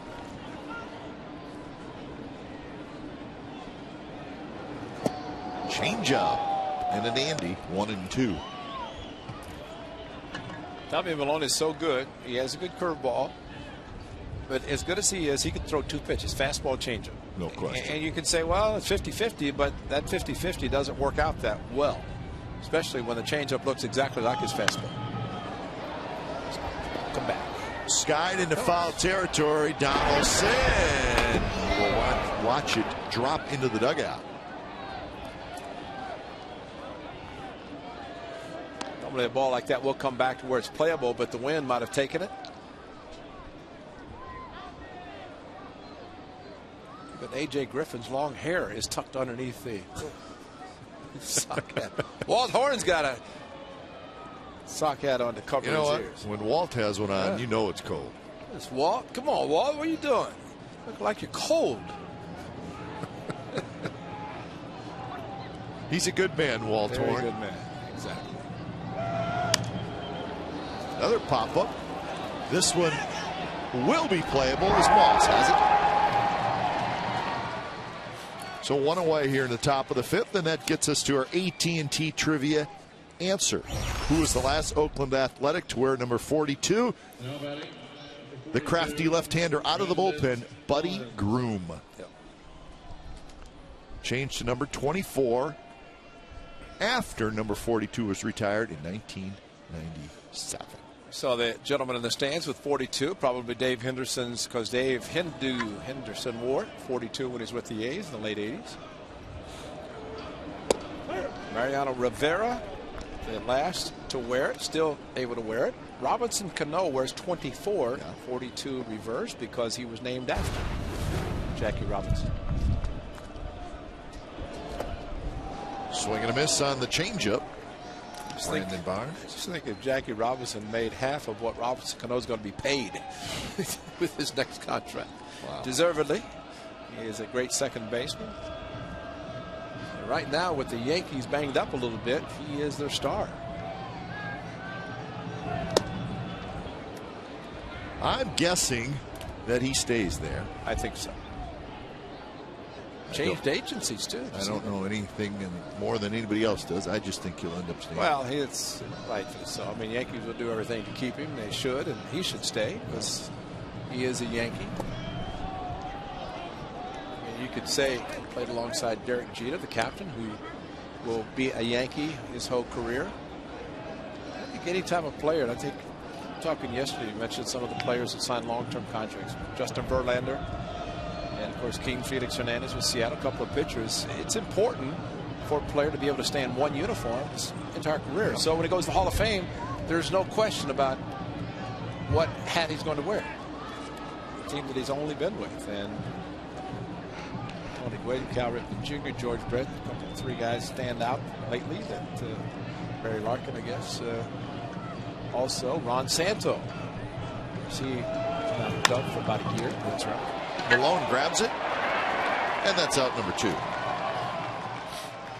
So as we celebrate Jackie Robinson Day, well, you could do a long list of the accomplishments of Jackie Robinson statistically.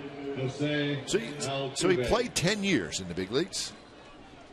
Got up in 47. That's when he was Rookie of the Year, MVP in 49.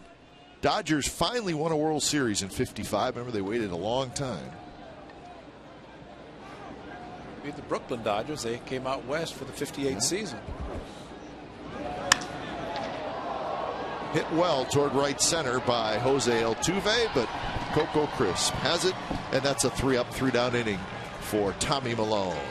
Hope you're having a good Jackie Robinson day. It's 6-1 A's over the Astros.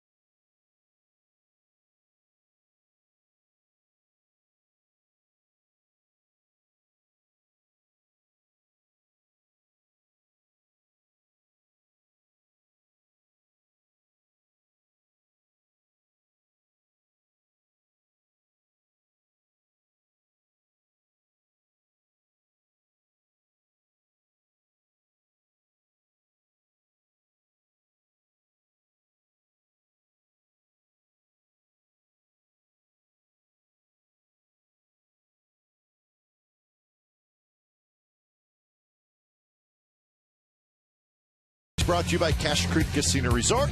Cache Creek is giving away 16 cars guaranteed. Visit cachecreek.com for information. Bottom of the 5th inning from the Coliseum. It's the A's 6. It's the Astros 1. All 6 runs coming in the first inning. So we got a new portrait out on the That's good art. right field wall. It's Cespedes. How about, I mean, look at this guy, man. Josh Reddick, and Coco with the fro. We'll see that later when he lets the hair out. But that's Josh Reddick. That's a good one. I want to see Glenn Kuiper on the wall out there. I'm sure they're dying to draw that. Actually, I said right field. It's out in left field.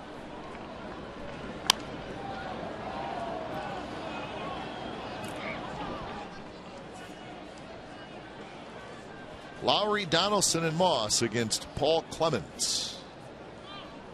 If you probably saw him in Houston, Steve Sparks, who's working the radio for the Astros and former pitcher and nice guy, very nice guy, knuckleball pitcher. And I said, "When'd you stop throwing the knuckleball?" He says, "I still throw it to my son." That's how about that? Your son trying to teach him to hit, you throwing a knuckleball. But Donnie Moore, who is a chapel leader, it's been 12 to 25 years. Donnie Moore does a great job of the home and visiting teams on Sundays at the Coliseum Chapel service. Well, the Steve Sparks will always be remembered for Donnie Moore. As strong as he is, he can take the yellow pages and rip it in half. Steve Sparks went back to the hotel room, grabbed the yellow pages and tried to rip it in half, and went on the disabled list. So don't try it at home. And I just saw him and I said, "You're the guy." He said, "Yeah, I was." Yeah, that's one you just as soon have everybody forget. Yeah. Lowry strikes out swinging. Mr. Clemens has done a great job for Bo Porter and Doug Rochelle. Now 4 innings of work straight up. He's got 3 strikeouts. He's allowed just 1 hit. And he's thrown just 21 pitches more than the starter, Eric Bedard, did in 1/3 of an inning. He's got a good chance to be the Astros MVP tonight. Well, it's not only is he eating innings, but he's given up nothing. Yep.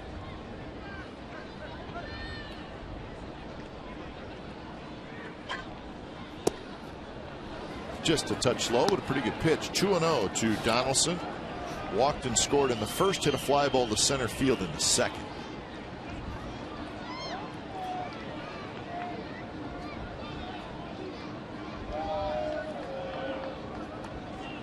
after a slow start. Donaldson starting to swing the bat much better.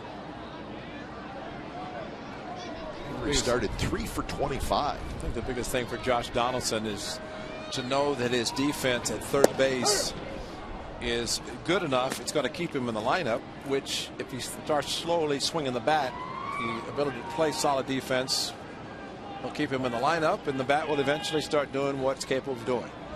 Smart hitter, strong hitter, uses the whole field. They're playing him straight up pretty much, except in center field. That one hit near the bag at second, and Cedeno throws out Donaldson. 2 outs here in the bottom of the 5th inning.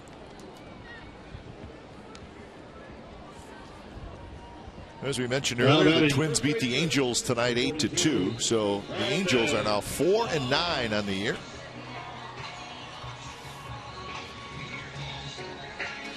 .60 pitches now for Clemens. And Ray, you mentioned Joe Blanton tonight. He gave up 9 hits and 4 earned runs in 4 2/3 innings. So he is 0-3. So Joe, and he did not look good against the A's. Just did not have his best stuff. Well, one of the things that scouts were talking about, and we saw it when he was with Oakland, pitched well and did a good job with the innings and all that, but Joe Blanton has a tendency to pitch up in the zone.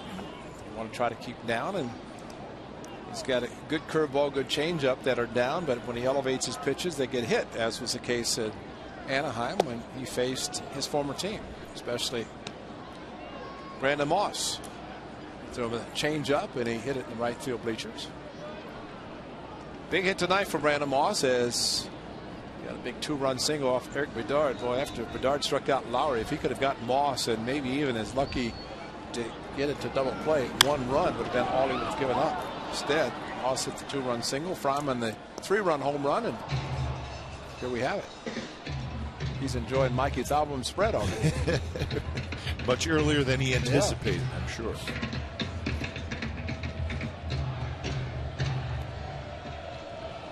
So 1-2 to Moss.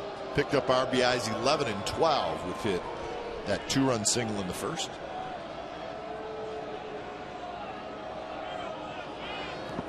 There's that big overhand curve from Clemens.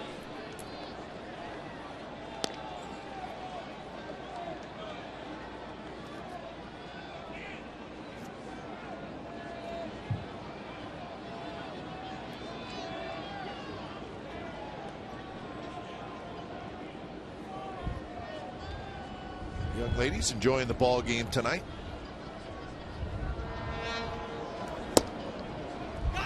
Clemens thought he had strike 3, and now he's going to get a little talking to from Paul Emmel, and he turns his back on Emmel. And Bo Porter coming out, and everybody converged on the mound to try to calm him down.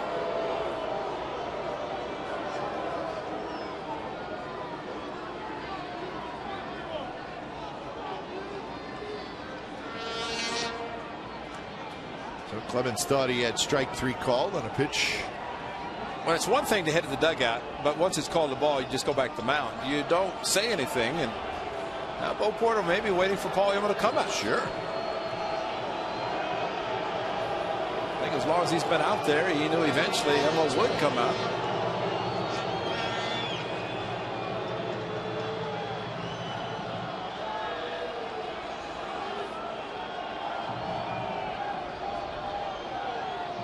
And it could be that the youngster said, hey, my bad. Yeah. Well, this was just off the plate, and well, it's a good call. Tommy Cam showing the ball off the plate, and this is Clemens finishing, heading, and then saying something. But see, the best thing that Clemens did, he turned his back. And Paul Emmel stepped out in front of home plate, which he shouldn't have done that. Nope. I mean, Clemens knew it, made a mistake, turned his back, went back on the mound, but all that could have been resolved if Mr. Emmel had just stayed behind the plate. Toward left where J.D. Martinez has it. Side retired. 3 up, 3 down inning for Paul Clemens. So we're moving to the 6th inning. 6-1 Athletics.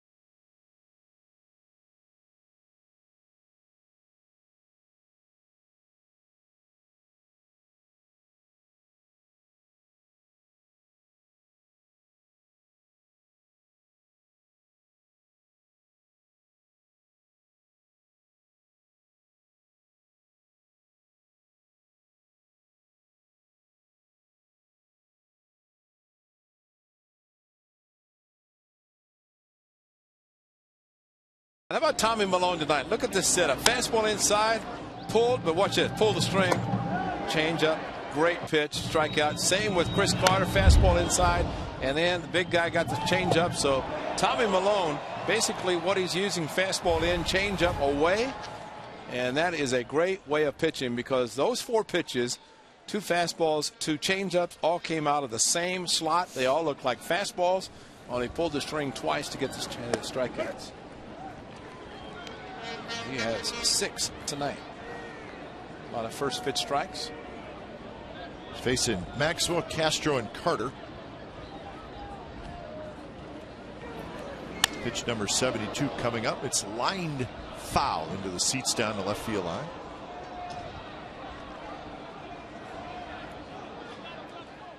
No walks, 6 strikeouts, 4 hits, 3 of those 4 coming in the 4th inning.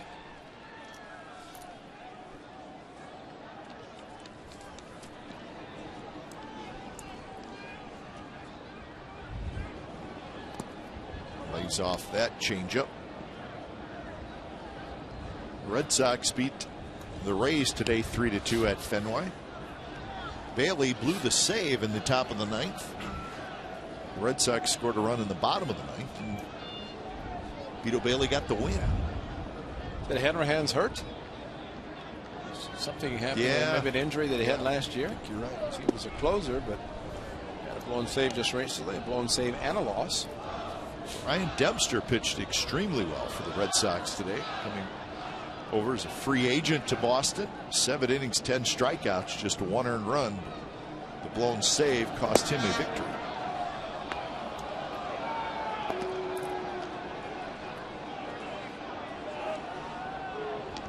Three and 2 on a close pitch. Called the ball by Paul Emmel.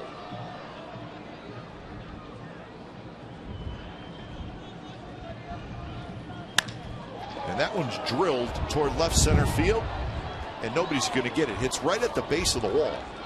And Justin Maxwell has a leadoff double here in the 6th inning.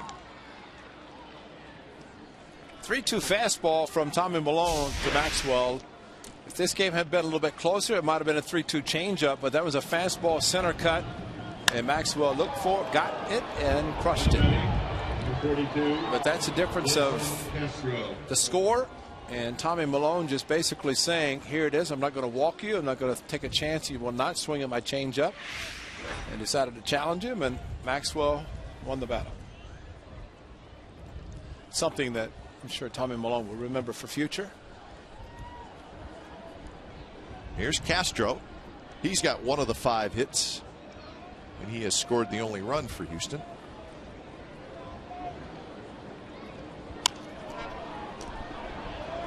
Castro has 1 homer and 3 RBIs, and it was a 3-run homer against the A's. Another first pitch strike for Milone. 19 of 21 first pitch strike thrown. 4th inning just had 4 of 6. Otherwise, he's been perfect with first pitch strikes. There's 2 coming in the 4th inning.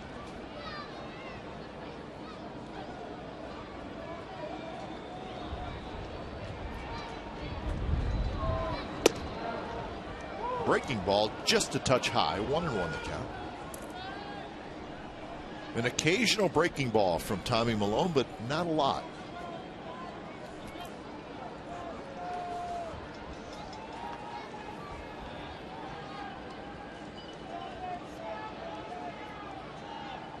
Maxwell, the runner at second. That one's hit to right field. Playable for Young. He's got it. Maxwell takes a step or 2 toward third, but he was not going anywhere. So Castro is retired.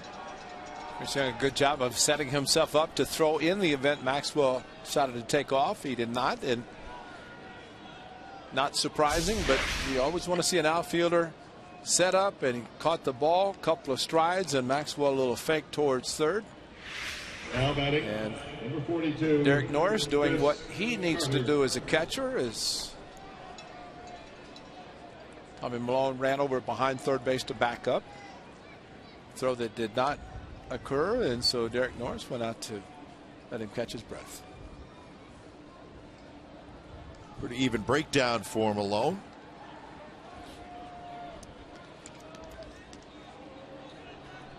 Here he faces Chris Carter. Nothing for Carter tonight. 0 for 2. He has struck out looking, and he has struck out swinging. There's that fastball, and it's just in enough. Maybe a little cut to it. I mean, it's just tough for a right-hander to get the barrel of the bat on.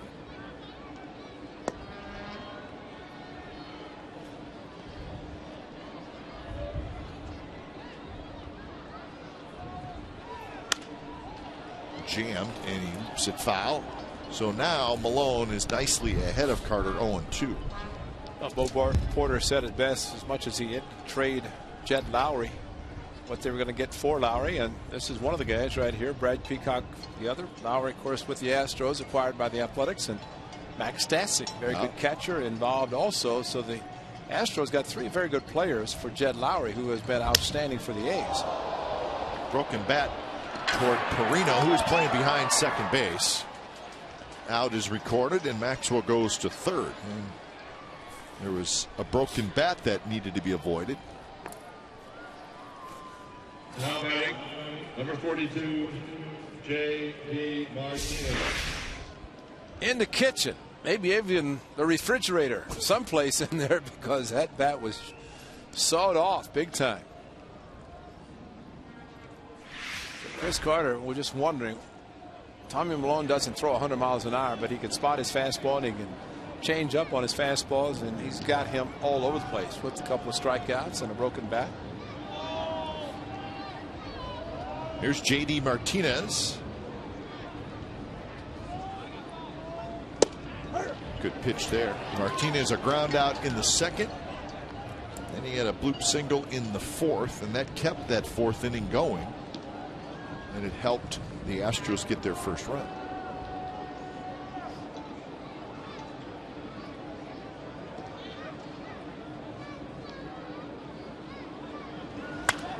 Popped up. Moss drifting, still drifting, and he caught it. As Perino went to the ground, Moss just reached out and grabbed it.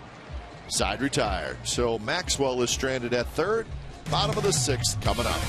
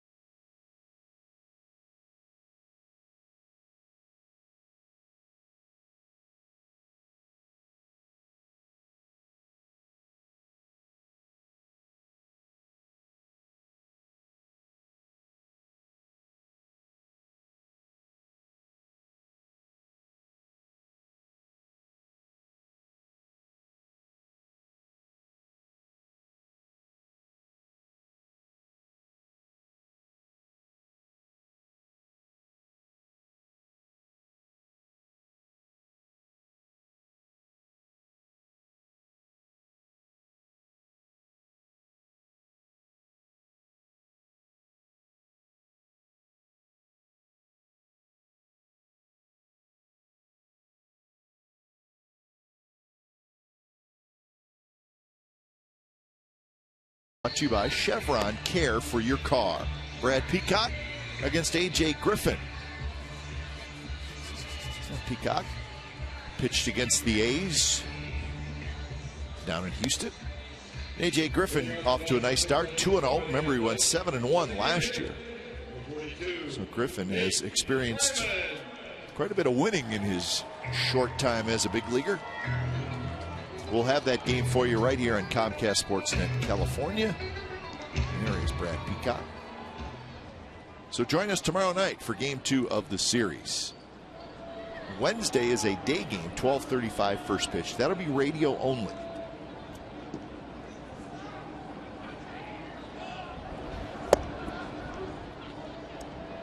Comcast Sportsnet Plus tomorrow night. So keep that in mind. We will come your way right at 7 o'clock. Again, Comcast Sportsnet Plus tomorrow night. Nate Fryman leading it off. 3-run homer in the first inning for Fryman. It was the capper to the 6-run inning. You're right, Cap. That was a big blow, and for Nate Fryman getting his first major league home run for the A's, doubling their score 3-0 at the time to 6-0, and from a team 3-0, and now it's 3-1, or it would have been 3-1, but that huge home run to make it the score that giving the A's a 6. That's all they've scored. So Cedeno makes the play, and that's a broken finger, folks. Clemens reached up and the ball tipped off his finger. Maybe it's just dislocated. Pop it back. I don't want to look. I can show him mine.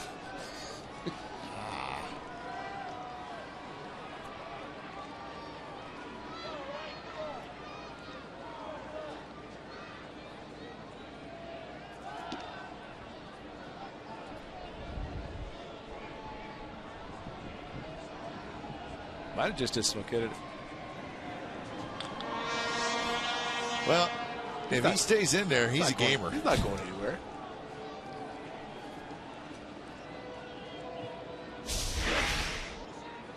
Well, something you don't want to see a pitcher do is reach for a ball, and he did, and hit off his finger and went straight down. So he gets an assist, but hard way to do it.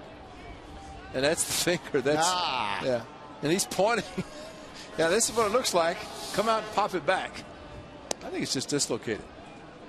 Maybe he's double jointed.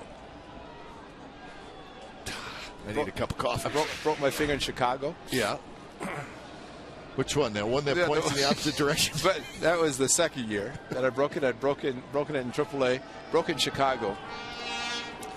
And it kind of locked on me, the middle joint. Yeah. And I couldn't straighten it. So what the trainer said? I got an idea. Oh, you're great. Bend it. And I did. And he taped the knuckle so it wouldn't. He said, you don't have to worry about it straightening. And the thing was broken. He just put tape around it. And I stayed in the game. That would not happen now, I don't think. Now batting. See, my partner's got a finger there. When he points at me, he's actually pointing back at himself. That's what? He went that way. I love it. He went straight. No, he went that. So Ray cannot point at somebody with a straight face. Or a straight finger for that. Craig Nettles is playing third to Cleveland. I put up 2 outs. They go 1.5. What's 1.5 outs? Oh man. One foul tip too many. Huh? Well, 3 years in a row. So that's why you looking at Clemens' finger didn't bother you. No. Me, I was getting sick to my stomach. No, come on, man. That's just another. You know, he's still in the game. I know. I mean, he saw the reliever warming up. He said, "Tell him to sit down. I'm okay." I think he's pitching so well, he just doesn't want to leave. This is only his second major league appearance. Look, he jumped for the ball. He did. 10 feet over his head. He's put on a little bit of a show tonight. I got to be honest with you. He's got some spice. There's no doubt about that. And Bo Porter's going to come out, but he jumped. Watch him jump for this ball. Curveball. That ball's 10 feet over his head. He had no chance. But what a competitor. That a boy. That's great. He doesn't want to leave. yeah, they're going to take him out. And he, you know what? In all seriousness, he did one heck of a job tonight. He really did. His name is Paul Clemens. He came in with 1 out in the first inning. And the A's That's great. did not score off him. We'll be back.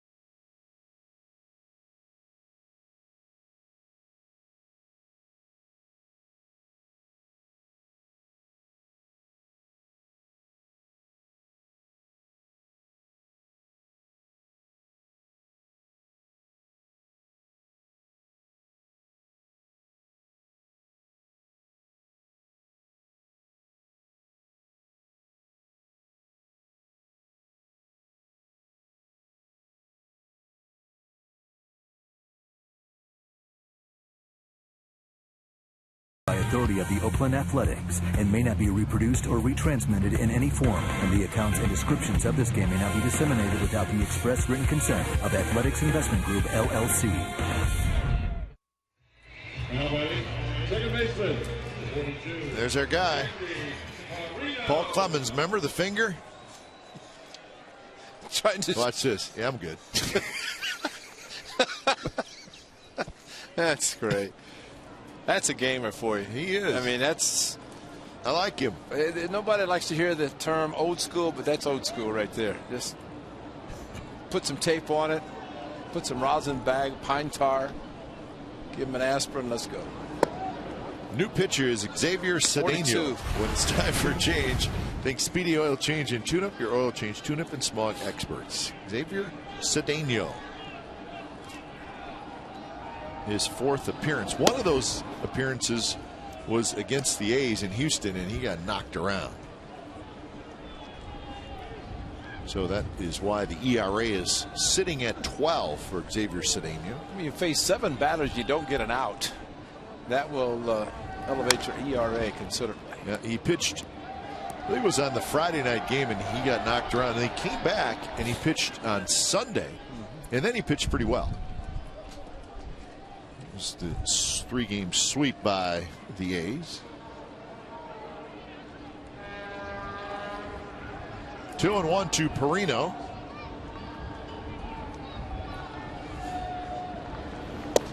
Perino's first at bat from the right side. He walked in the first, fouled out in the 4th.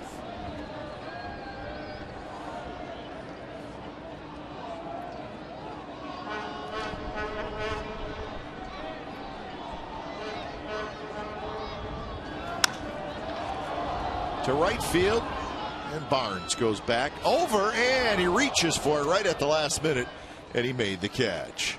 3 up, 3 down inning, and we are moving to the 7th. Pena's going to lead it off, 6-1 A's.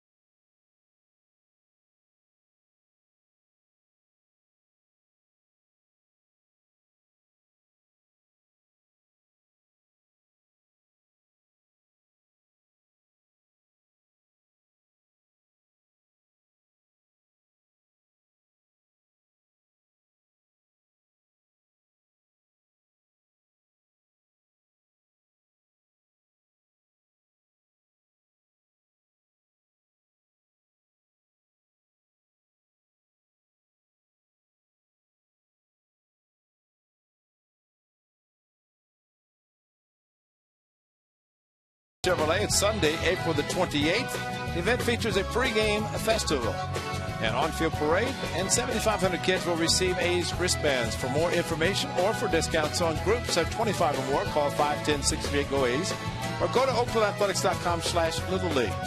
You must purchase a special ticket to participate in the festivities. And I'm sure there will be a whole bunch of participants of the festivities, even if they do have to purchase a special ticket. That's right. Hey, how about this? We're at the Coliseum in Oakland and not at County Stadium or Miller Park in Milwaukee, and they're doing the chicken dance. I know. I know. I don't know that I've heard that here before. I haven't either. That's why I thought it was you would enjoy the cheesehead version of chicken dance in Oakland. We'll be there. June 2, 3, and 4. I remember correctly. I know what do you remember? I know when we're leaving. You didn't even look at your notes, and you knew what was happening. I'm excited. Nice booth, I'm told, in Miller Park, so we'll be all set. We would never know. We'd have to talk to the Hall of Fame broadcaster Bob Uecker to find that out. He would know. Get up, get out of here. It's a great call by Bob Uecker on a home run hit by a Brewer. Inside to Pena, 1-1 the count.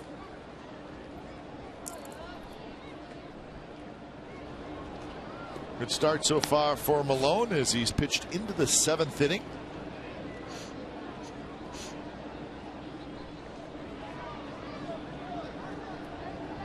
Pena had the RBI single in the 4th, driving in the Astros' only run. Amazing, the Astros have 5 hits, the A's have 3. How about that? But 2 of the A's 3 hits have driven in 5 runs. Coco's double the only other hit for the A's.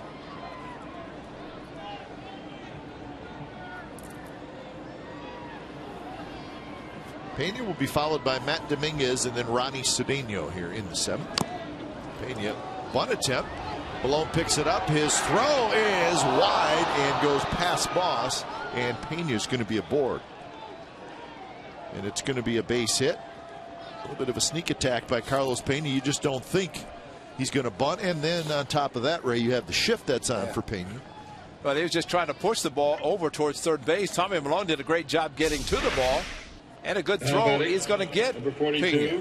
But Tommy threw it in the ground, and Brandon Moss could not come up with a short hop. But Perino, what a heads-up play by the second baseman of the Athletics. And he was down in right field by the bullpen, backing up. Otherwise, Carlos Pena probably ends up at third base.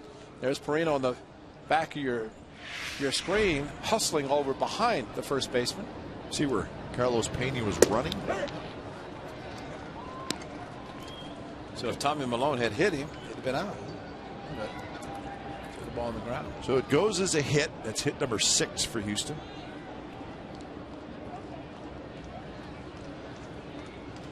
Dominguez has struck out twice, both swinging. And a changeup out in front. And Perino has it for out number 1. Kite, this is the top of the 7th inning, so at the bottom of the 6th, you know what Clay Wood was doing, don't you? Changing bases. Right. And your question yesterday was, how much do bases cost? Now batting. About $375 for a set. Is that what it is? Yeah. Okay. But they're given to Major League Baseball. Sure. Because, well, they have the Jackie Robinson logo, but Clay Wood knows that uses the MLB logo. There is Clay Wood, head groundskeeper for the A's. But Jackie Robinson Day, those are special bases. But he said with the MLB logo. And he said there's a company that manufactures them. You would not think that of Major League bases it would be great demand, but I think it said it's called Shup Manufacturing. Huh. But he said about $375. They don't pay for them. No. And somebody steals one, they'll give it to him, let him sign it. Steal a lot of bases like Ricky. Ricky got a whole bunch of bases. Yeah. Well, Ricky could. He deserved that. But Clay was very quick to say that, you know, they just cleaned the bases. There's Ricky and retired number. They didn't paint them, but when I asked him how much they cost, he hesitated, which led me to believe that he didn't have to pay for them or budget them in.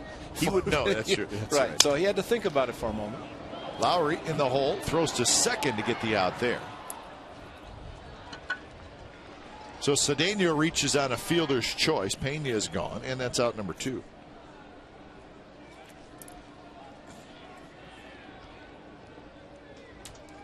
Now batting, number 42. And here's Brandon Barnes. Barnes.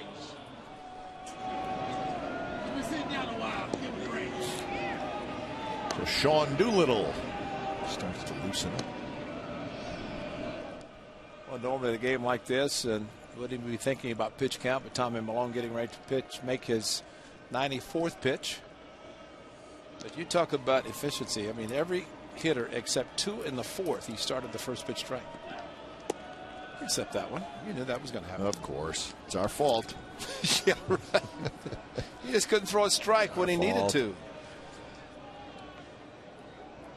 Fly to right. Bouncer back to the pitcher for Barnes.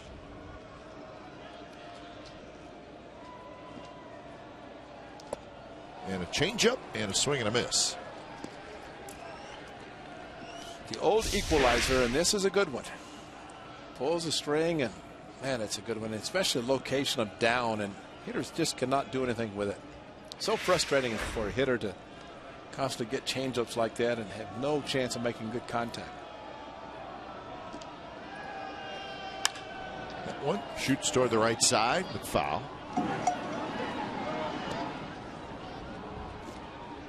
You know, it's, you know, if somebody who's not a pitcher just picked up a baseball and threw it like a pitcher holds a changeup, it would be very difficult to throw it or to control it. But once a pitcher gets the feel for it, then it just becomes like throwing a fastball. And if there's a pitch that all pitchers should try to perfect, it would be the changeup. Little flare, and that's going to drop for a hit. And that's going to allow Cedeno to go all the way to third. And that base hit is a result of a very good changeup, because Barnes is looked like maybe staying back a little bit for the changeup. Got a fastball, realized it was a strike, and fought it off. Good location inside. It was just a late swing. Now batting, number And 42, described perfectly Jose by Kite. A flare Altuve. to right field. It's one of those you swing hard and where's the ball? I've also heard pitchers say that in spring training, when they're getting themselves ready and working on all their pitches, that a lot of times the changeup is the last pitch to kind of come for them. Because it's a field. It's a field pitch. Fastball, you can just rear back and throw hard. Curveball really can throw hard. Slider, cutter, but a changeup, it takes. I think one of the most important things is just to have the same delivery. You don't want to change your delivery. Some guys try to slow up or speed up with the delivery to try to fool a hitter. Bottom line, everything should be the same. Every delivery should be the same.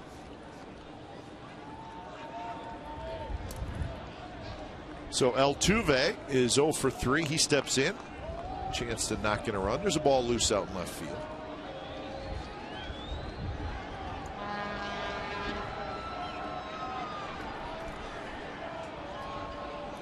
Ryan Cook can do it all, man. He just may want to move around and stay warm. That's right. What if they have the heater working? I think they do. Your heater down there? Yeah. One in both bullpens. Something else Claywood does. Gets heater, blowing some warm air for the guys. Fastball for a strike to Altuve, who has struck out, grounded out, and hit a fly ball to center field. There it is. Yeah. And who are the smart pitchers standing near the heater? The old Cresco heater. It's Ryan Cook.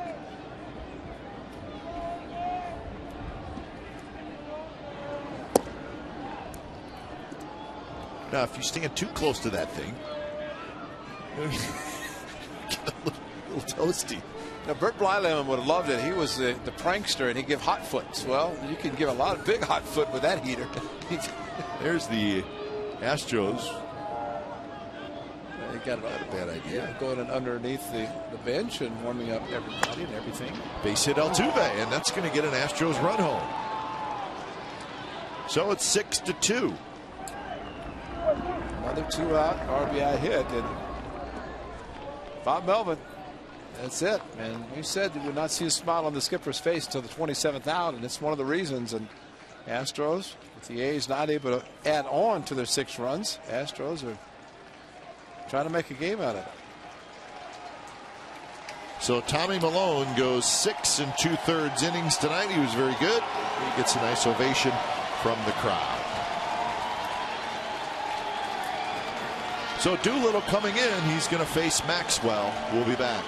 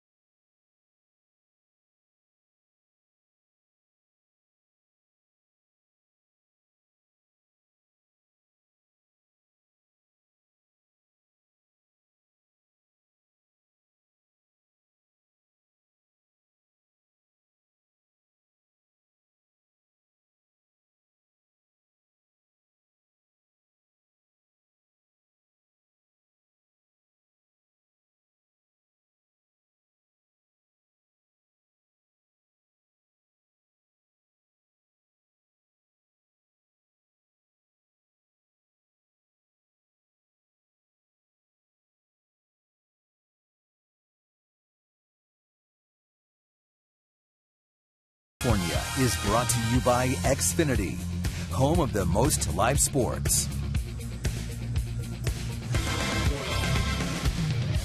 Now the Astros are trying to make it interesting. They've scored a run here in the top of the 7th. It's 6-2. Well, they still have 2 on, 2 out for Maxwell. So Doolittle to face Maxwell. First pitch, fastball, first strike. When it's time for change, think Speedy Oil Change and Tune-Up. Your oil change, tune-up, and smog experts. 6th appearance for Doolittle. Is yet to allow a run.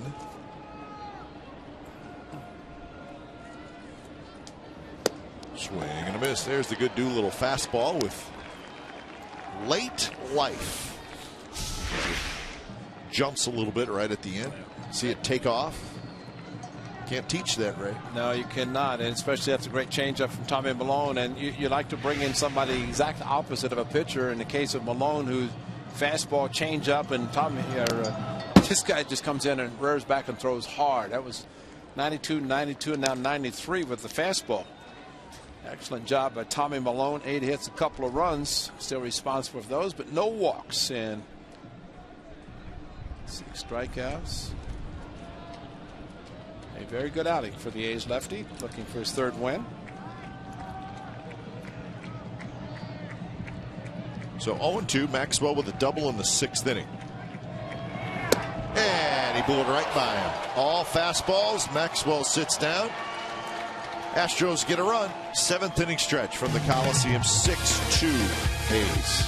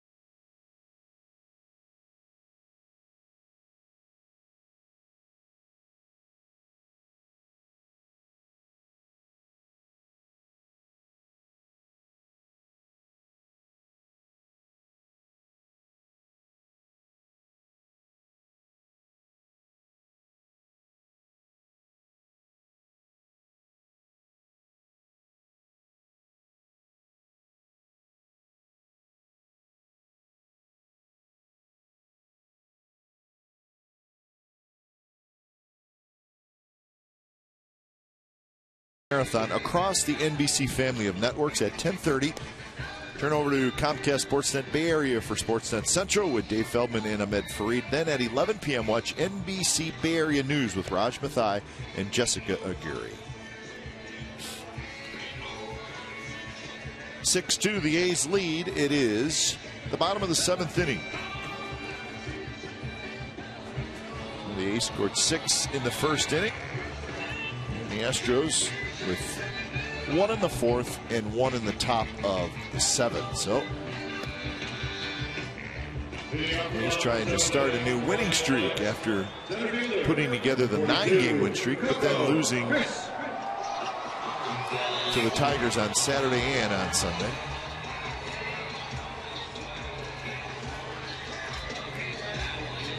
Top of the order for the Athletics: Crisp, Norris, and Young against Xavier Cedeno.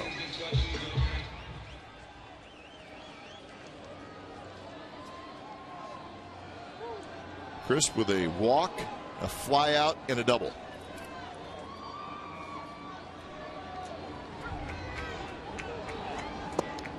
First pitch drops low. There's only one other game going on right now. Kind of a lighter schedule around Major League Baseball today. The Padres and the Dodgers are playing. with the Padres leading 5-3 in the bottom of the 7th inning. Those two teams are behaving themselves tonight. Since the culprit deserving his suspension, right? Yeah. Well, they said because Jackie Robinson, of course, signed with the Dodgers. They moved to Los Angeles, and his number was retired in 1972. It took a little while, 25 years after he broke the color barrier. I guess things going on between the owner and Jackie Robinson, but a lot of festivities tonight. From what I understand, teams that did not play today would be allowed to wear 42 tomorrow. I believe so, yeah. As they resume play, and to honor Jackie Robinson either on the day itself, the 15th today, or tomorrow, the next day. All started with Ken Griffey Jr. As Griff wanted to wear number 42 in honor of Jackie Robinson. So it wasn't it you if you wanted to, you could. Right.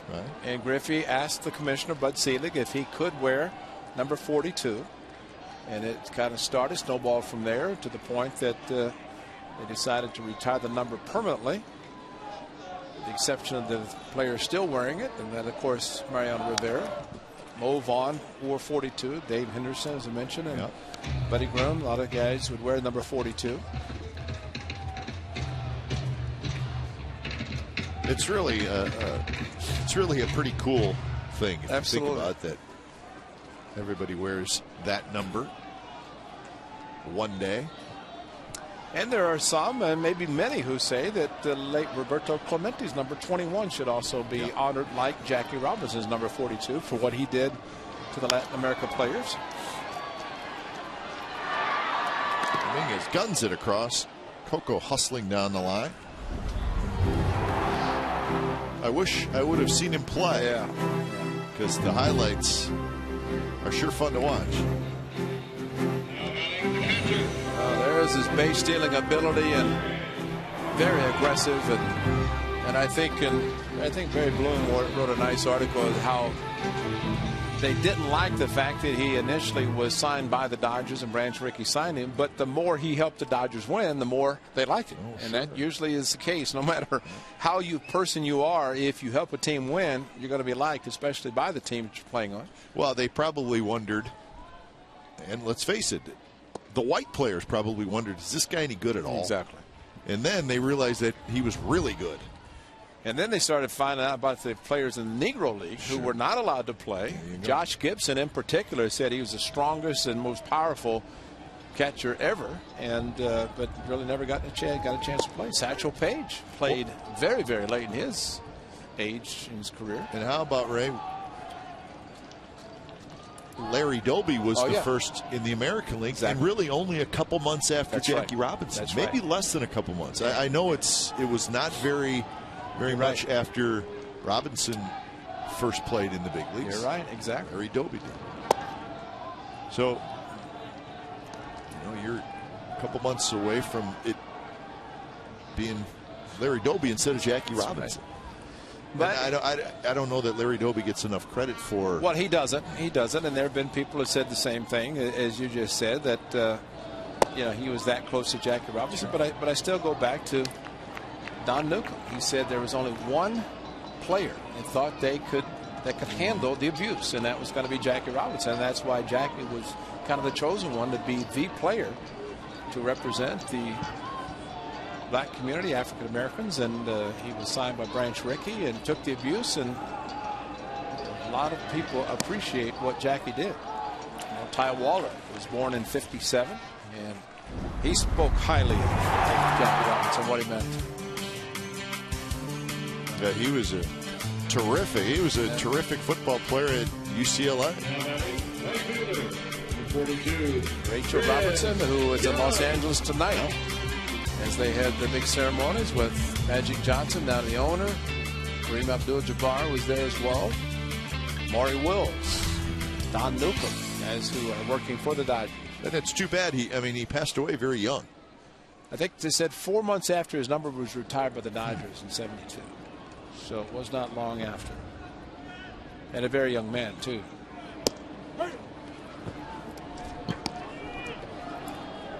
He was a letter winner in 4 sports at UCLA. First of all, how do you play 4 sports? Exactly. That's amazing in itself. track and field star.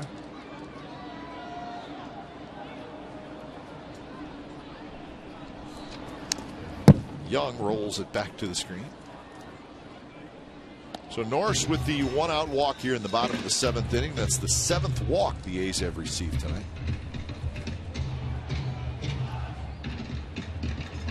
Young is 0 for 2. Norris has received 2 of those walks.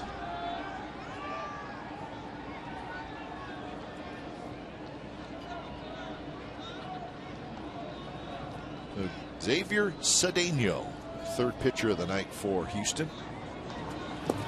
In the dirt.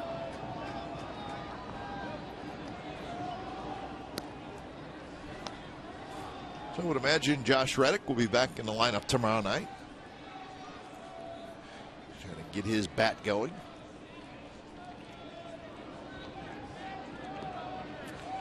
Well, he will get his bat going. Yeah. And you don't have the season Josh Reddick had last year. 32 home runs, Gold Gloves. Sometimes it just takes a little while. He's going to be pitched differently than it was last year anyway, because now he's got the bullseye on him a little bit because of the success he had. A lot of the A's players do. The team in general. The beard, though, is going to stay. That is great. We had one interview earlier that showed him clean shaven. That was after he struggled last year, and the razor blades got to it. There's a shot, and it is fair, right on the chalk. Norris to third, and they're going to wave him in. No, they're not, as he turns around and gets back to third. So Chris Young, a double.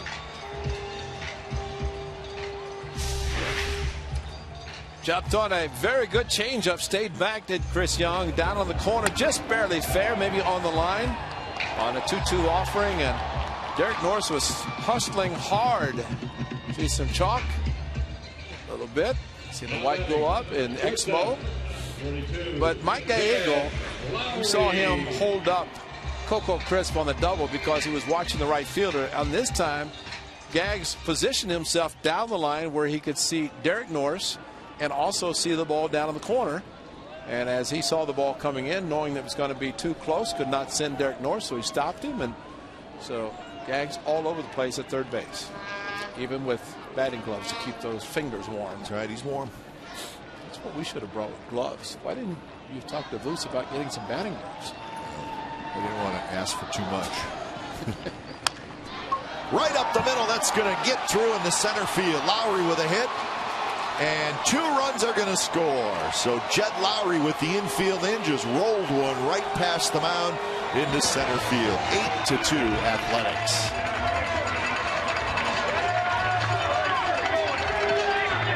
I think Lowry said, I'm not going to strike out this time. Struck out with the bases loaded and nobody out in the first.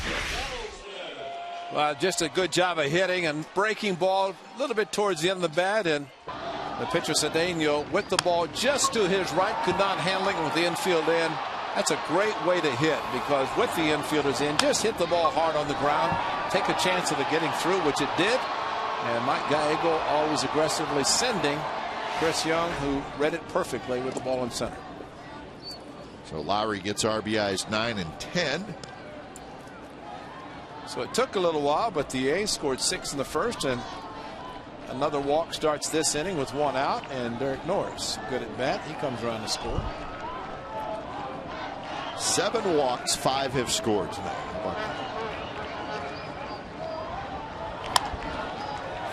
Dominguez dives, knocks it down, it rolls into foul territory. So Donaldson will get a hit. Thank you very much. So 4 consecutive A's have reached base. Well, they're hitting changeups, curveballs, and fastballs, the 3 pitches that Cedeno would use to try to get hitters out, which he did, retiring the first 2 he faced. Since that walk, double, single, single. 42, Brandon Moss.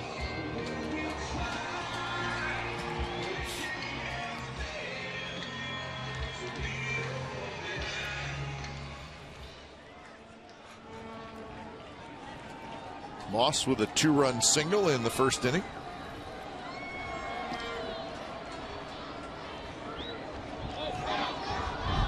We're going to get more action out in the bullpen. As things are falling apart on Xavier Cedeno.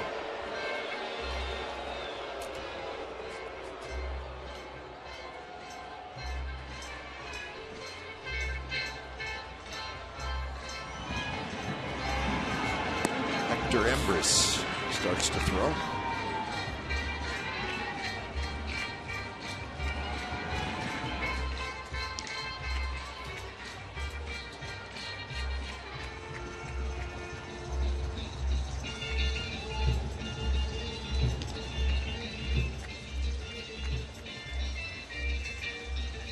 Well, we welcome Sharks fans who watched the Sharks win in Phoenix tonight 4-0.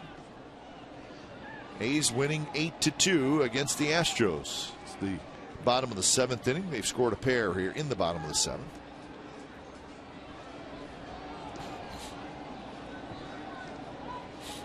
So here's Moss.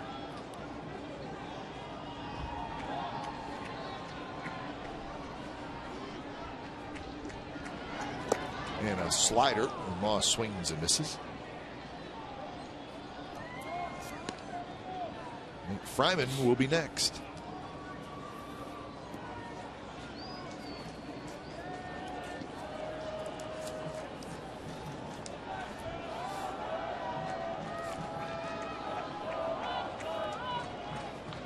Walk, double, single, single so far after Chris led off the inning with a ground out. And now Brandon Moss behind in the count 0-2.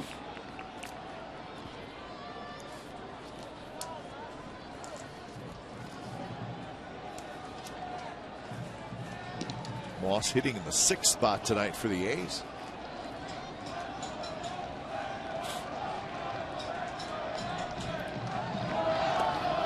Another slider. This time he lays off.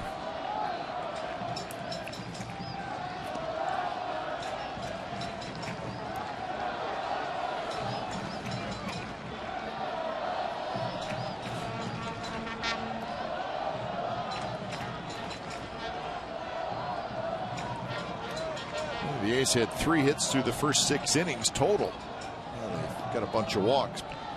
They have 3 hits in this inning alone. And there's another one. Nice job of hitting by Moss. It's going to get Lowry home. And Moss trying for 2, and he's got a double. 9-2 A's, and that's a heck of an at-bat for Brandon Moss. Now, the skipper talked about Brandon Moss, what he did against C.J. Wilson in Anaheim, the big 2-run single. He wanted to show the confidence in him that he could hit lefties, and this at-bat went down and just followed the breaking ball all the way down to the outside part of the plate and served it with his strength to left center and stretched it into a double, hustling into a double. And what a great job of hitting, going the opposite way with a couple strikes, especially on the curveball. Gallego got that arm working, and then you stop. So when it's time for a change, think Speedy Oil Change and Tune-Up, your oil change, tune-up, and smog experts.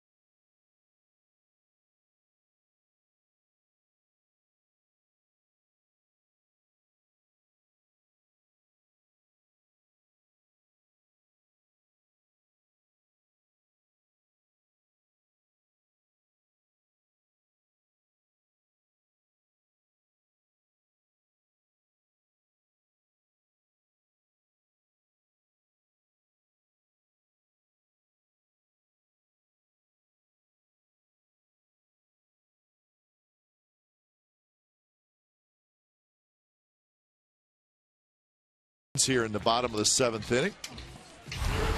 And Moss, a 3 RBI night. So the 4th pitcher of the night for the Astros, it's Hector Ambrose.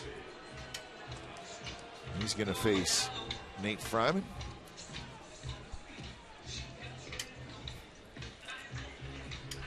Basketball game going on right next door. The Warriors have just won their game. Good, and get out of the parking lot. They sure messed up the parking lot tonight, didn't they? So they finish before the A's do. There's still a couple more innings to go here. They win? They did, yeah. Beat the Spurs. Nate Fryman did such a good job of hitting the left-handed pitching of Eric Bardard in the first inning.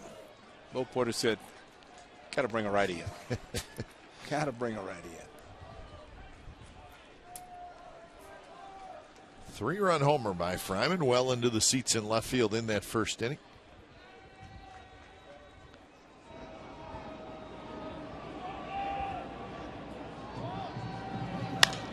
He bounces that one right to third. Dominguez playing in on the grass and also playing well over. He was way off the line. And it turned out to be good positioning. So Fryman cannot get Donaldson home from third, and now there are 2 outs. Number 42, Michael Taylor. So Michael Taylor will hit.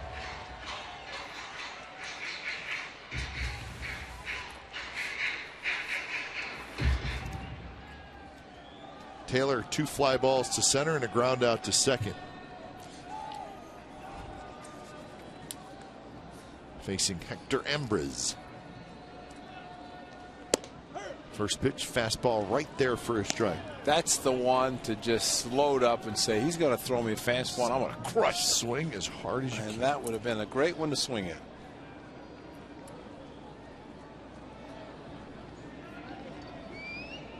Swinging the bat well at Sacramento, and that's the reason he was brought up to Oakland. And as he said, he wanted to keep the hot bat going. He's getting the opportunity.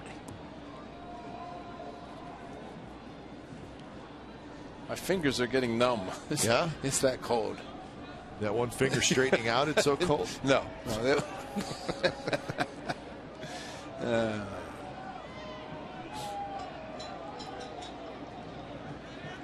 1-1 to Michael Taylor. Breaking ball. Taylor lays off. Best story of the night for the Astros was Paul Clemens, who came in out of the bullpen as the long man in the very first inning. And Clemens went 5 1/3. Gave up 1 hit, no runs, and struck out 3, and he threw 72 pitches. And maybe a dislocated pinky finger on top of it, showing it to everybody. He was very good. 2-2 now to Taylor. Friend Jerry Hemming, who does my scorebook, saw my finger that we showed and yes, sent me a note, and he felt like you did. Queasy. Slightly sick to my stomach. I'm used to it now. Jerry just keep making great scorebooks. I mean, that's all. It's very good. Don't worry about fingers. Taylor, big chopper. Dominguez ranging far to his left has it. Side retired. A's get 3 runs on 4 hits and a walk. So we're on to the 8th. The A's comfortably in the lead, 9-2.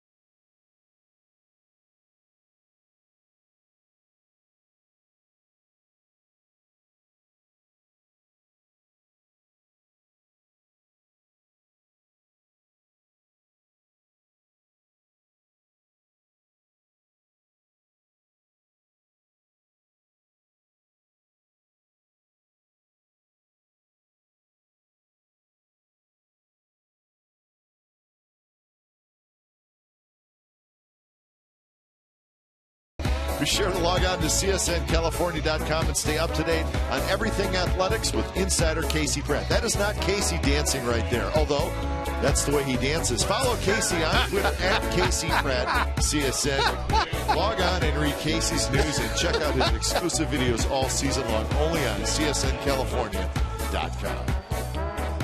That guy was dancing, hoping to get on Diamond Vision. Casey dances like that and gets on Comcast Sportsnet California all the time. Casey does that in the press box after he sends out a good tweet. No, we're joking. Casey's great. Well, you better say that. He says, "Hi, Glenn." He doesn't say hi to you. Jason Castro to lead it off against Doolittle. First pitch is a strike.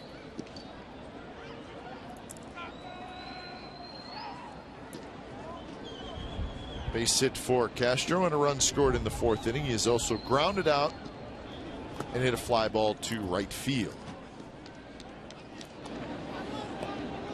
Shaq starts to throw.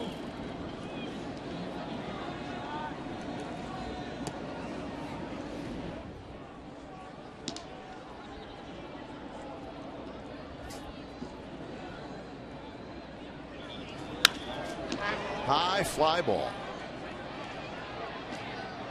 Coming in is Taylor. He's got it. Castro's retired for out number one here in the top of the eighth inning.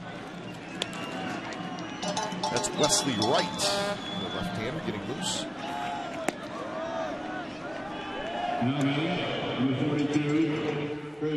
So we'll see if Wesley Wright comes in to pitch the bottom of the eighth inning. Top of the eighth belongs to Doolittle as he faces Chris Carter.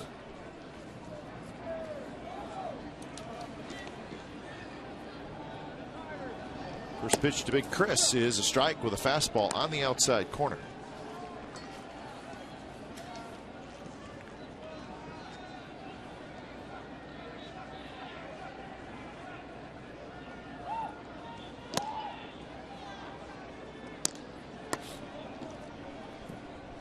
We talked about Doolittle having late life to his fastball.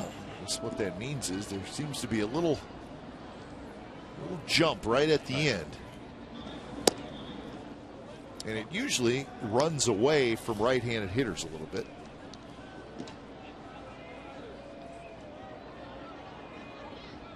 It's a huge advantage to have if you're a pitcher.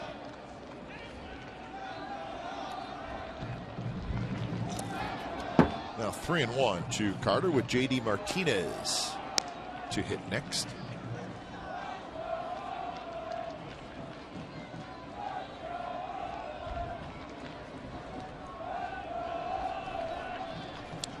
And I talk about Doolittle. He hides the ball well, and that's in addition to the late movement that he gets. The fact that hitters know he throws hard, 92, 95. That one was a 93 mile-an-hour fastball. And it's relatively straight. You'd think it'd be easy to hit, but it comes out of his hand. He hides it well, and I don't think hitters see it. And all of a sudden, it's on him there. He's throwing past. What he did last year was unbelievable. And some of the right-handers he faced. Come to the game tomorrow early to catch 95.7 FM. The Game, broadcasting live from the all-new Budweiser Bowtie Bar. Watch A's broadcaster Guy Aberman start the game day off with insights and updates. And while you're there, order a customized A's jersey and get it on the same day. The Budweiser Bowtie Bar is at section 129. There it is on Tuesdays. It's for our live radio remote tomorrow. 95.7 FM, The Game.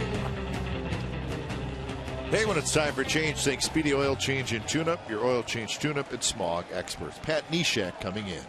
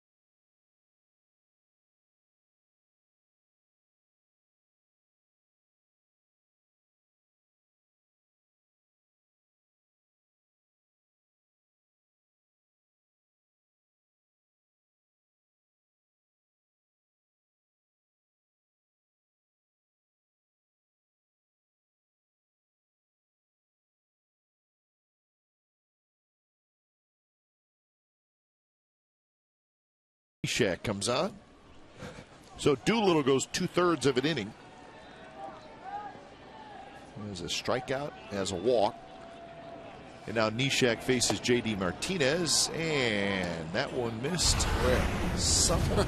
It was like a perfect slider right in the heart of the plate, and Paul Emmel called it a ball. And if it had swung at it, might have hit it to Oakland, the freeway. Who knows? So 1-1 to Martinez, who's 1 for 3. Had a bloop single in the 4th inning. He's also grounded out and fouled out.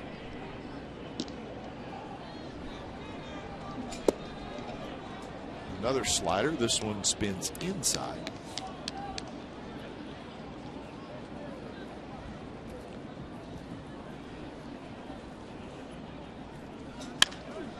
That one hit well down the left field line. Foul.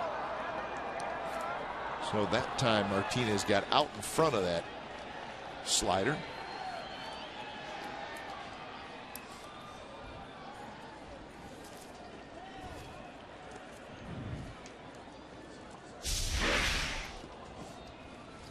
Be careful. Wake up. He was either on his mobile device or asleep. Toward Taylor, who's drifting. Now he's under. He's got it. 2 outs here in the top of the 8th inning. And Carlos Pena will hit. Now batting, number 42, Carlos Pena.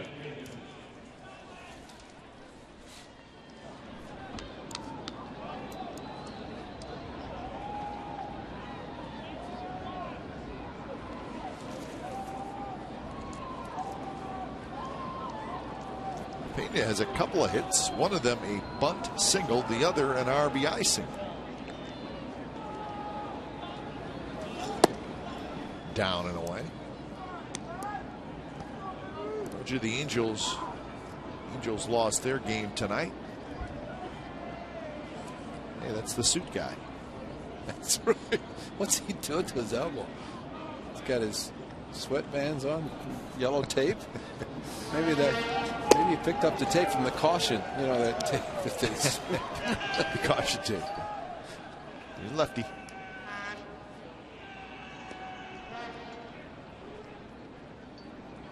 So 1-1 the count to Carlos Pena. You have to watch him. He's rubbing his left elbow with his glove, or maybe he's shining his glove.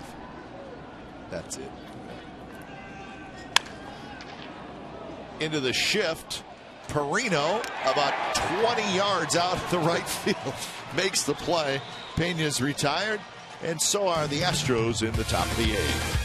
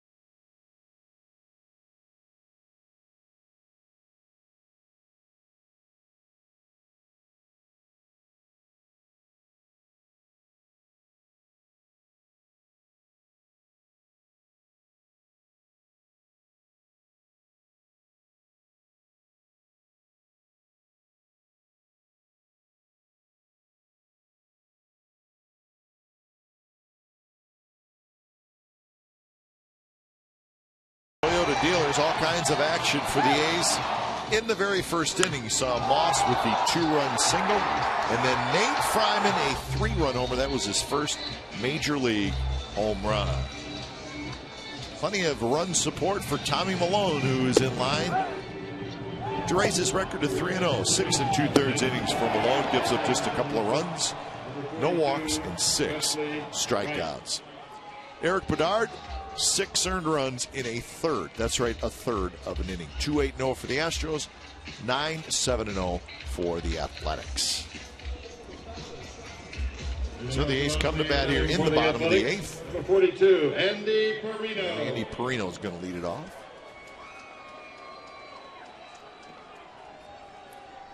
Perino, Crisp, and Norris. Andy Perino trying to string together some hits. He's 0 for 2 tonight with a walk. He's 1 for 14 on the year.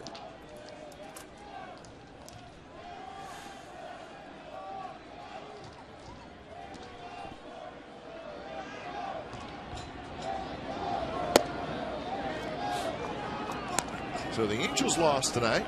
Grant Balfour starts to throw.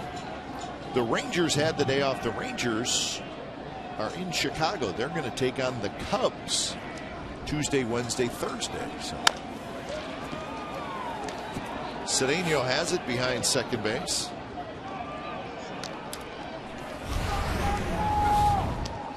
So when it's time for change, think Speedy Oil Change and Tune-Up. Your oil change, tune-up, and smog experts. Wesley Wright for his 7th appearance. Now batting center fielder. Maybe one pitcher. Clemens maybe tonight. The A's saw pretty much everybody in Houston that weekend. Yeah, they did. They didn't see Clemens, and probably that's good they didn't, because he pitched exceptionally well tonight. Hope his finger's okay. He kept pulling on it when he got in the dugout, except to give a fist pump, and then went back to pulling on the finger. So the job that he did was excellent. Especially when he jumped for a ball that was 10 feet over his head. I mean, that's showing gamer. Yeah, he's got some life to him. 1-0 to Coco Crisp. 1 for 3 with a double, a walk, and a run scored for Coco. So his average right at 333.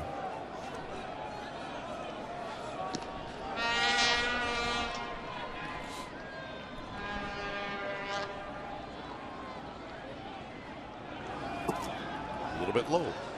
It's going to feel great when we're down in Texas and it's 110. Yes, it is. You know where it's going to feel really great?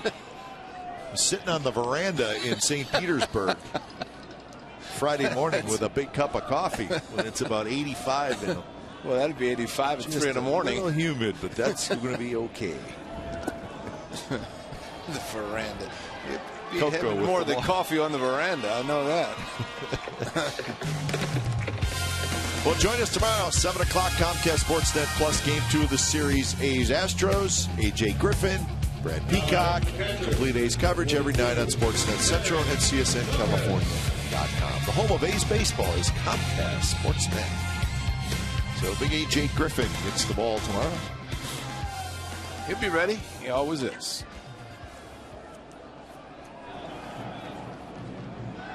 That's Brad Peacock. He will oppose Griffin. This pitch to Derek Norris down around the knees for a strike. So the Rangers will be at the Cubs tomorrow, and the Mariners will be home to play the Tigers. So those two teams, the Rangers and the Mariners, enjoying a Monday off.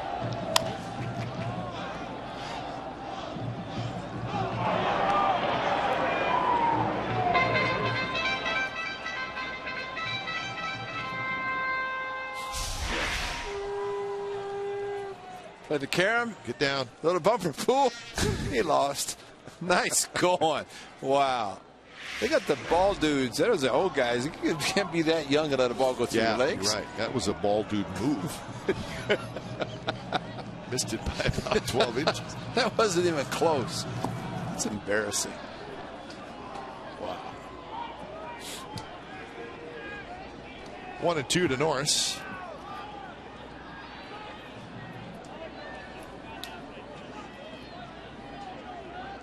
Still playing at Dodger Stadium. The Padres 5, the Dodgers 3. Top of the 9th inning.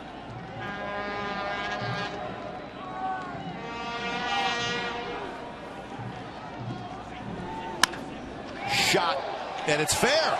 Hooked right past the bag. Coco Crisp digging for third, and he'll stop there. Norris to second with a double. That's great umpiring, because as hard as the ball was hit, for Gary Darling, some great eyes to be able to see a ball that hard and find the bag, just a portion of the bag, hanging curveball, and Derek Norris all over it. The way he hit it, almost like he thought it was foul. And Gary Darling avoiding the hard hit ball, putting the left hand up, pointing fair. And Coco Crisp thinking about scoring, but had to be held up. So Coco's going to take the rest of the night off. And a good night for Coco. He was on base 3 times. Double, couple of walks. Watch that groin a little bit. Keeping an eye on it. But he was running full steam tonight. So did not look like it was bothering him.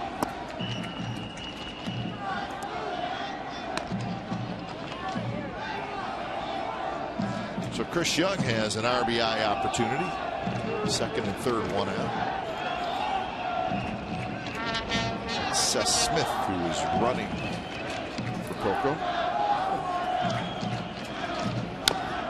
Good night to pinch run. Attention please, ladies and gentlemen. Seth Smith running for Coco. The speedy Seth Smith running for Coco. I think Coco's okay. I think he was down telling the skipper that he's okay, but more precautionary. Coco running as much as he did tonight, that's just playing the outfield's enough to get you running in, but on the base is as much as he was tonight. So want to keep him healthy. I've seen him back in the lineup tonight, and he has helped the A's take this lead. Change up, swing and a miss by Young. Young walked and scored in the first, hit a fly ball to center in the second, fouled out in the fourth, doubled and scored in the seventh. So he scored a couple of runs.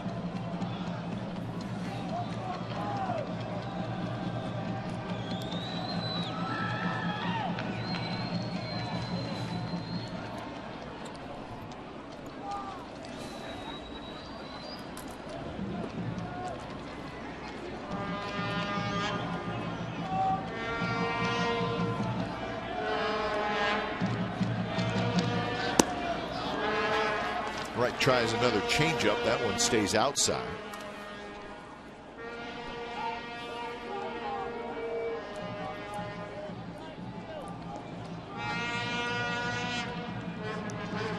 The bullpen, I think, will be an issue for the Astros all year long. There's not a whole lot of consistency out there. Oh, good pitch there at the knees, and Young called out. But it's frustrating when it's a lopsided game and you got RBIs out there. Maybe a little bit low. Well, that's a difference, and you get disappointed. You just hope that the umpire is going to be as good at calling a pitch that you thought was a ball. And that's that fine line. Probably in hindsight, close enough to swing. Don't want to take a chance taking the bat out of your hand, but an umpire making the call. Strike to Jed Lowry. Lowry picked up a couple of RBIs in the seventh. Runners at second and third. Slapped a single into center field.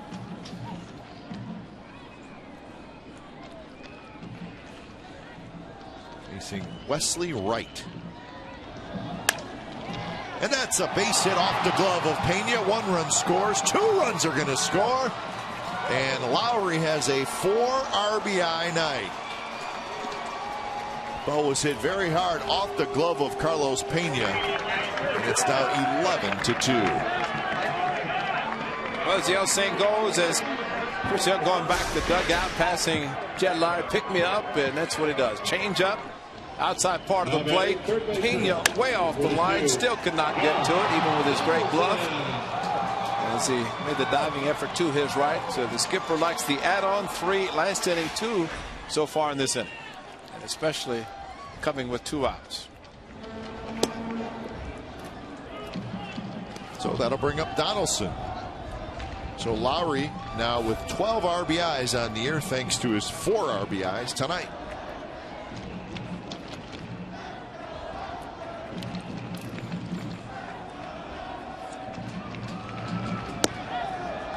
Changeup misses outside. 2-0.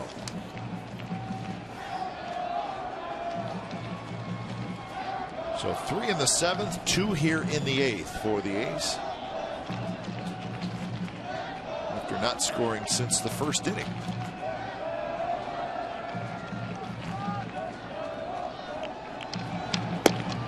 Missed again with a changeup. 3-0.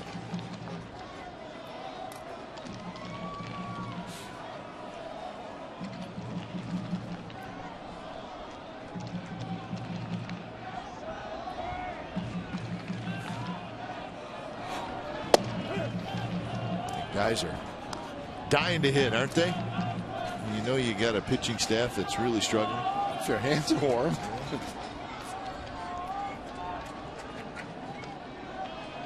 And Jed Lowry went in. A couple home runs, 3 RBIs at Edmund Bank Park, and tonight against his former team. So he's done well against the Astros. And this inning, Lowry with a 2-run single.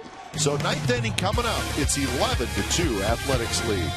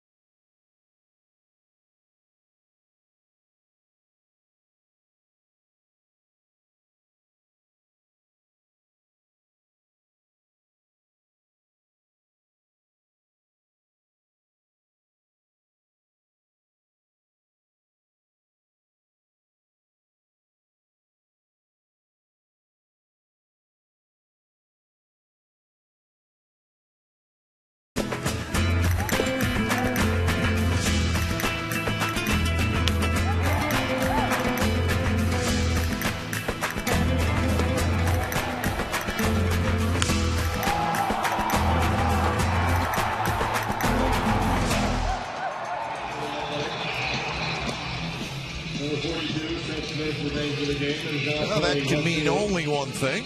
Grant Balfour is coming to the game. It could mean something else, too. But we'll say since Grant Balfour is coming in, I think those people just want to get warm. That's not a bad idea. So Balfour comes in for his 5th appearance. He's got 1 save. Right now, he needs some work. This will be to get some work in. Yes, indeed. Seth Smith stays in the game after pinch running, so he's in left field. Chris Young goes to center field. And then Michael Taylor slides to right. So Smith in left, Young in center, Taylor in right for the 9th inning.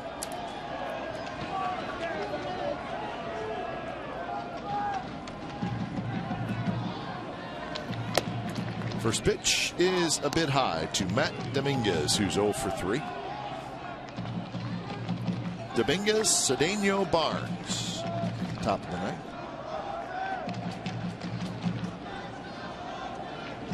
The A's came in leading the major leagues in runs scored with 74 runs through the first 13 games, and they got an 11th spot going tonight. So they will continue to lead the major leagues in runs scored.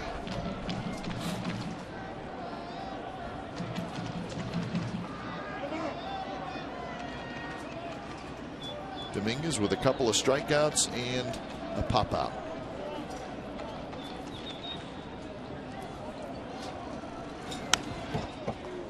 Fastball out over the plate, fouled straight back. A's post game live coming up after. See if we can chat with a hero. Maybe Nate Fryman. What do you think? First major league home run? Unless he says no. I think he'll say yes. Let's hope so. We're assuming he's still on the bench, which is cold. Maybe. No, he's there. He's enjoying every bit. Even Dr. Doolittle's down there holding court. Pat Neshek, relievers, come in the game, stay on the bench, support their teammates. It's always good to see. High slider, and Dominguez chased it, fouled it straight back.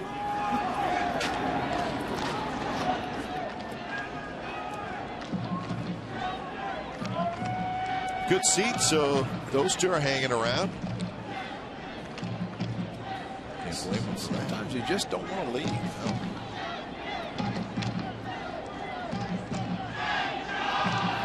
Another 2-2 to Matt Dominguez. A line shot. Action for Seth Smith. He grabs it. So Dominguez hit it well, but he's 0 for 4.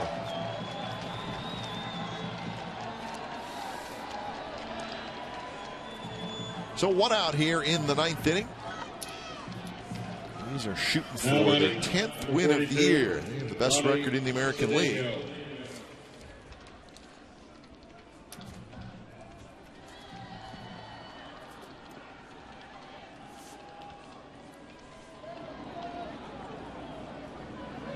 First pitch to Cedeno. In for a strike.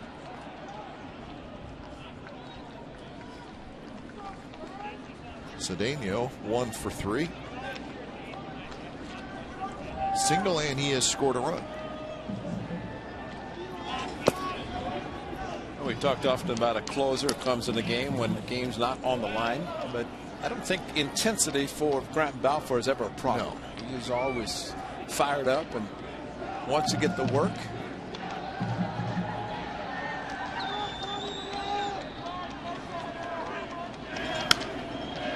Hit high and foul, and the race will be on for that foul ball. And there they go. Whoa. How many people? 3? Player to be named later, got it.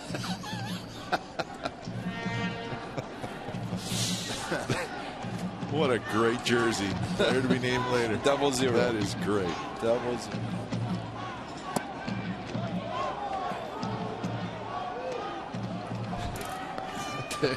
PTB in there. Player to be named later. Ought. That's pretty funny. 2-2 pitch. Pop up. Moss moving over, and he's going to drop into the first round. That's like at the old Houston Astrodome, Ray. They had a mascot, and he was dressed like a general. And he was general admission. General admission. General admission. No. And he was dressed as a general. No. General admission. Can't make that up. And you know what section he stood in? Standing room only. I'm not making that up. I swear. So he had general on he the had top. a general outfit on, you know. The 00 in the back with admission on the bottom. It's a full general's uniform. And he was general admission. Well, that was the Astrodome. I did not see him at Minute Maid Park when we were there. You know, when Andy Messersmith signed with the Braves, it's a free agent. Yeah. He wore number 17, and that certain channel was channel 17. They wanted his back of his uniform to say channel 17. Andy Channel? They wouldn't make it. They wouldn't allow it. Oh man, that was the ultimate promotion of your TV station there, wasn't it? Put the number of the guy you just signed for a lot of money. Right. This one will be playable. Taylor coming in. And Michael Taylor has it. 2 outs here in the top of the ninth.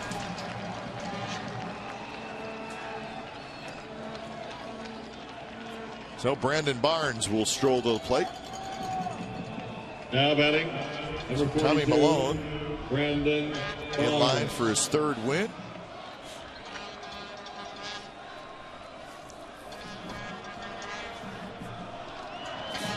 On a chilly, windy night at the Coliseum. First pitch is in for a strike. Barnes is 1 for 3. Make sure you join us tomorrow night on Comcast Sportsnet Plus for Game 2 of this series between the A's and the Astros. Foul just below us, and now it's 0-2. So what's left of the crowd will get up on its feet, move around a little bit to stay warm.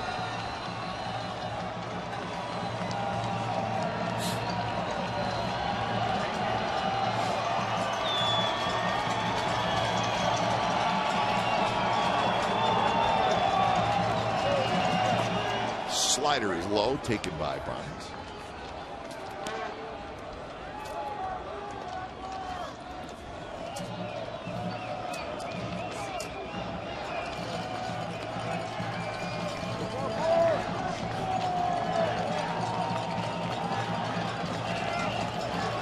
Tried to get the hitter to chase the curveball, wouldn't do it. So spikes another one. That's a tough pitch to try to block your catcher. You know, it's a couple of strikes. You just wonder, don't let it hit my hand, but you have to block it. And Derek North's done a good job. This ball is out in front of the plate, and just don't hit my bare hand, please. You're looking like Paul Clemens. Pinky finger. 2-2 to Barnes. That was a better breaking ball. And Barnes rolls it foul.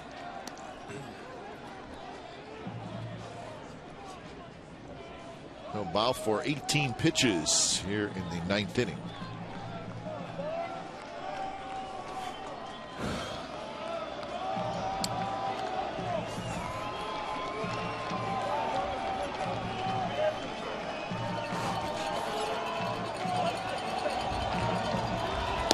Fastball away.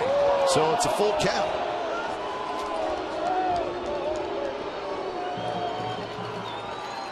Crowd wants this baby to get this thing over with.